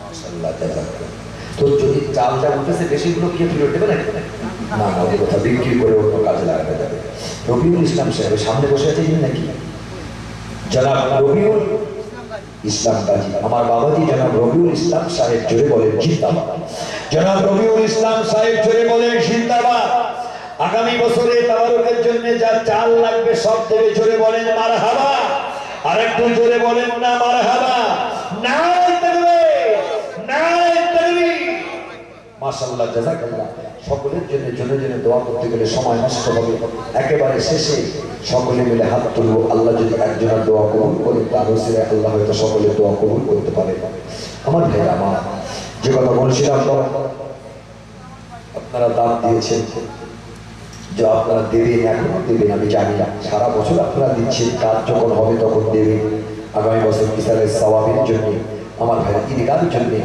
অনেক আপনারা দিয়েছেন আমার ভাই আমার যে কথা বলছিলাম আমি আপনাদের সম্মুখে বলেছিলাম রাসূলুল্লাহ বললেন তিনটে জিনিস আমল করো তিনটে জিনিস রব্বুল আলামিন আল্লাহ আগামী বছর আগামী বছর জলসার উন্নতি করবেন আল্লাহ 500 টাকা দেবেন গোপনে দান করেছেন আল্লাহ দানকে কবুল করুন আল্লাহ মনের আশা পূরণ করে দিন সকলে বলুন আল্লাহুম্মা আমিন আরেকটু জোরে জোরে বলেন আল্লাহুম্মা আমিন নারে তাকবীর নারে তাকবীর দিয়ে ধন বোঝে মন কেড়ে নিতে কতক্ষণ আল্লাহ আপনার বান্দা বান্দীরা দানের কম্পিটিশন শুরু করেছে আল্লাহ আপনি কুদরতি নজরে তাকিয়ে দেখুন বান্দারা কেমন করে দান দিচ্ছে আল্লাহ যে নিয়তে দিচ্ছেন আল্লাহ সকলে নিয়তকে পুরো করে দিন সকলে বলুন আল্লাহুম্মা আমিন গোপন দান আগামী বছরে 2 বস্তা সিমেন্ট আমার ভাইরা জোরে বলেন না মারহাবা 2 বস্তা সিমেন্ট জোরে বলেন মারহাবা 2 বস্তা সিমেন্ট জোরে বলেন মারহাবা নারে তাকবীর নারে তাকবীর সারা জাহানের বাদশা হয়ে এলেন দুনিয়া অন্ধকারই ঘুচিয়ে দিলেন ভুবন মদিনা দয়ার হাবিব দিনের তরে যার যে সবার দারে দারে কেউ বা কাকর কেউ বা পাথর মারিল নবীর গায় সারা জাহানের বাদশা হয়ে এলেন দুনিয়ায় অন্ধকারই ঘুচিয়ে দিলেন ভুবন মদিনায় আমার নবী সোনার ছবি যার নাম শুনে দরুদ পড়ি আমার নবী সোনার ছবি যার নাম শুনে দরুদ পড়ি এত কষ্ট পেও নবী এত কষ্ট পেও নবী দিন প্রচার করে যায় সারা জাহানের বাদশা হয়ে এলেন দুনিয়ায় অন্ধকারই ঘুচিয়ে দিলেন ভুবন মদিনায় নারে তাকবীর আমার ভাইরা আমার মাশাআল্লাহ জাযাকাল্লাহ বাবা নগদে বাবা 10-20 টাকা দেওয়ার মতো কেউ নাই, মানে একেবারে কথা বুঝেছেন, মানে নেট জানলে দেখেছেন জাল টানে জেলে দেয়, মানে চুনো ফুটি কিছু বাদ যাবে না, কি গো ঠিক না ভুল কথা বলে। 10 টাকা 20 টাকা যদি কেউ নগদে দিতে চান একটু হাতে হাতে মস্তফা করুন আমার ভাইয়ের, আপনার কোনোদিন বিফলে যাবে না। কে দিয়েছে? তুমি নিজে। মাশাআল্লাহ। দেখেন বলে যারা কমিটি থেকে তারা নাকি দেয় না, কথা বুঝেছে, পথ নিয়ে বসে আছে অনেকে দেয় না নগদে। আমার ছোট্ট ছোট্ট ভাই আজহারউদ্দিন পড়াশোনা করছে, আল্লাহ নগদে 1000 টাকা দিয়েছে, আল্লাহ তাআলা কবুল করুন, সকলে বলুন আল্লাহুম্মা আমিন। আল্লাহুল আলামিন। আল্লাহ কলেজ নাই আল্লাহ পড়াশোনা যেন ভালোভাবে করতে পারে, আব্বা আম্মা আল্লাহ সম্মানটা যেন বৃদ্ধি হয়, আল্লাহ পড়াশোনা করার পরে আল্লাহ তাকে আপনি ভালো একটা কাজ মিলিয়ে দেবেন, সকলে বলুন আল্লাহুম্মা আমিন। আরেকটু জোরে সোরে বলেন আল্লাহুম্মা আমিন। নারে তাকবীর, নারে তাকবীর। দাতাগণ জোরে বলেন জিন্দাবাদ, দাতাগণ জোরে বলেন জিন্দাবাদ।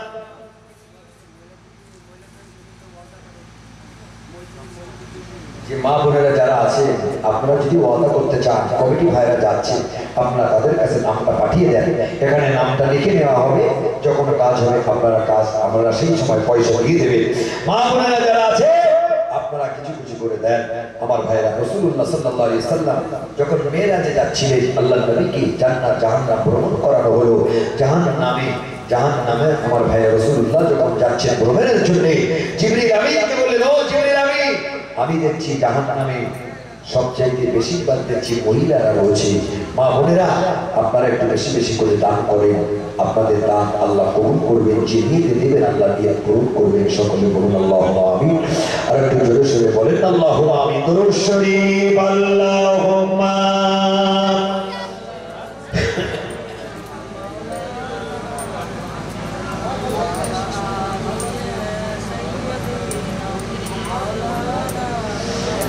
हम जिक्र नबी का सरोशाम करेंगे, हम जिक्र नबी का सरोशाम करेंगे,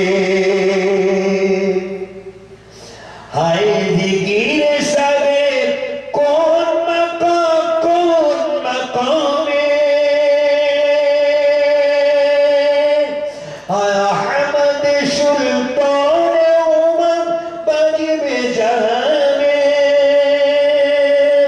मामूर दुआ अपनी करो पाम करेंगे, हम जिक्र नबी का सरो शाम करेंगे, हम जिक्र नबी का सरो शाम करेंगे, दुनिया को बताएंगे तबर्री की हकीकत,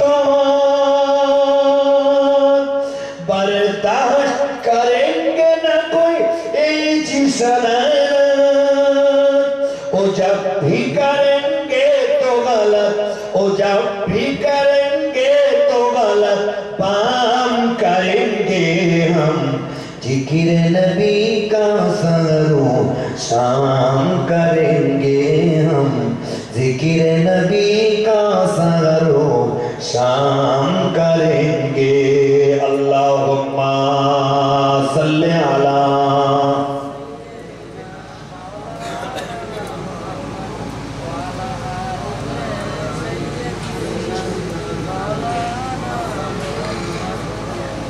আমার ভাইরা আমার, আমি আপনাদের কাছে বলেছিলাম রাসূলুল্লাহ সাল্লাল্লাহু আলাইহি ওয়াসাল্লাম তিনটে আমলের কথা বলেছিলেন, আমল তিনটে বলবো আর শেষ করবো কথা বলেছিলাম। আমার ভাইরা রাত আমি আগেই বলেছি একটা মানে কমে যাবে, এখন আমি যদি বলি বেশি হয়েছে আপনারা আমাকে তো অন্যরকম ভাববেন, কি রাত কমে যাচ্ছে, দোয়া খায়ের আছি, তারপরে তাবারক খেতে হবে, আপনাদের খাবার ব্যাপার আছে। মাশাআল্লাহ জাযাকাল্লাহ। আম্মা জান খাদিজা রাসূলুল্লাহর বড় বিবি, যিনি এই এতে কি সারপ্রাইজ দেন জলসা পরে করতে বুঝতে পেরেছি, হাত দিয়ে তো বলতে পারছি না, তাই কমেন্টে থাকবার পরে সবার সামনে পড়বো, কোনো সুবিধা নেই। আমার ভাইরা আম্মা জান খাদিজা রাসূলুল্লাহর দুঃখের সময়ের বিবি, বড় বিবি, আম্মা জান খাদিজা যতদিন হায়াতে ছিলেন আমার নবী নেক্সট কোনো বিয়ে করেনি। আমার ভাইরা জান্নাতুল মুআল্লা মক্কা শরীফের কবরস্থানে তাকে শায়িত করা আছে, তার নামে না। তিনি 2 কেজি তেল দেবেন। আল্লাহ আমার ওই আম্মা জানের দানকে কবুল করুন, সকলে বলুন আল্লাহুম্মা মাশাআল্লাহ জাযাকাল্লাহ। আমার শরীফুল ভাই 25 কেজি চাল দেবেন। আল্লাহ দানকে কবুল করুন, আল্লাহ নেক মকসুদ বড় করে দিন। আল্লাহ যে নিয়তে দিয়েছে নিয়তকে পূরণ করুন, সকলে বলুন আল্লাহুম্মা আমিন। আম্মা জান খাদিজা আল্লাহ 2 কেজি তেল দেবেন। আল্লাহ আমার ওই মা জানের দানকে কবুল করুন, আল্লাহ তার মনের আশা পূরণ করে দিন। আল্লাহ আত্মীয়-স্বজন যারা চলে গেছে সকলকে আপনি জান্নাত নসিব করবেন, সকলে বলুন আল্লাহুম্মা আমিন। নারে তাকবীর, নারে তাকবীর। মাশাআল্লাহ জাযাকাল্লাহ। একটা আমল বলেছিলাম বেশি বেশি করে সালাম আদান প্রদান করা, মনে আছে তো আপনাদের কথা বলে? 2 নম্বর আমল, তবে নামাজ ছাড়া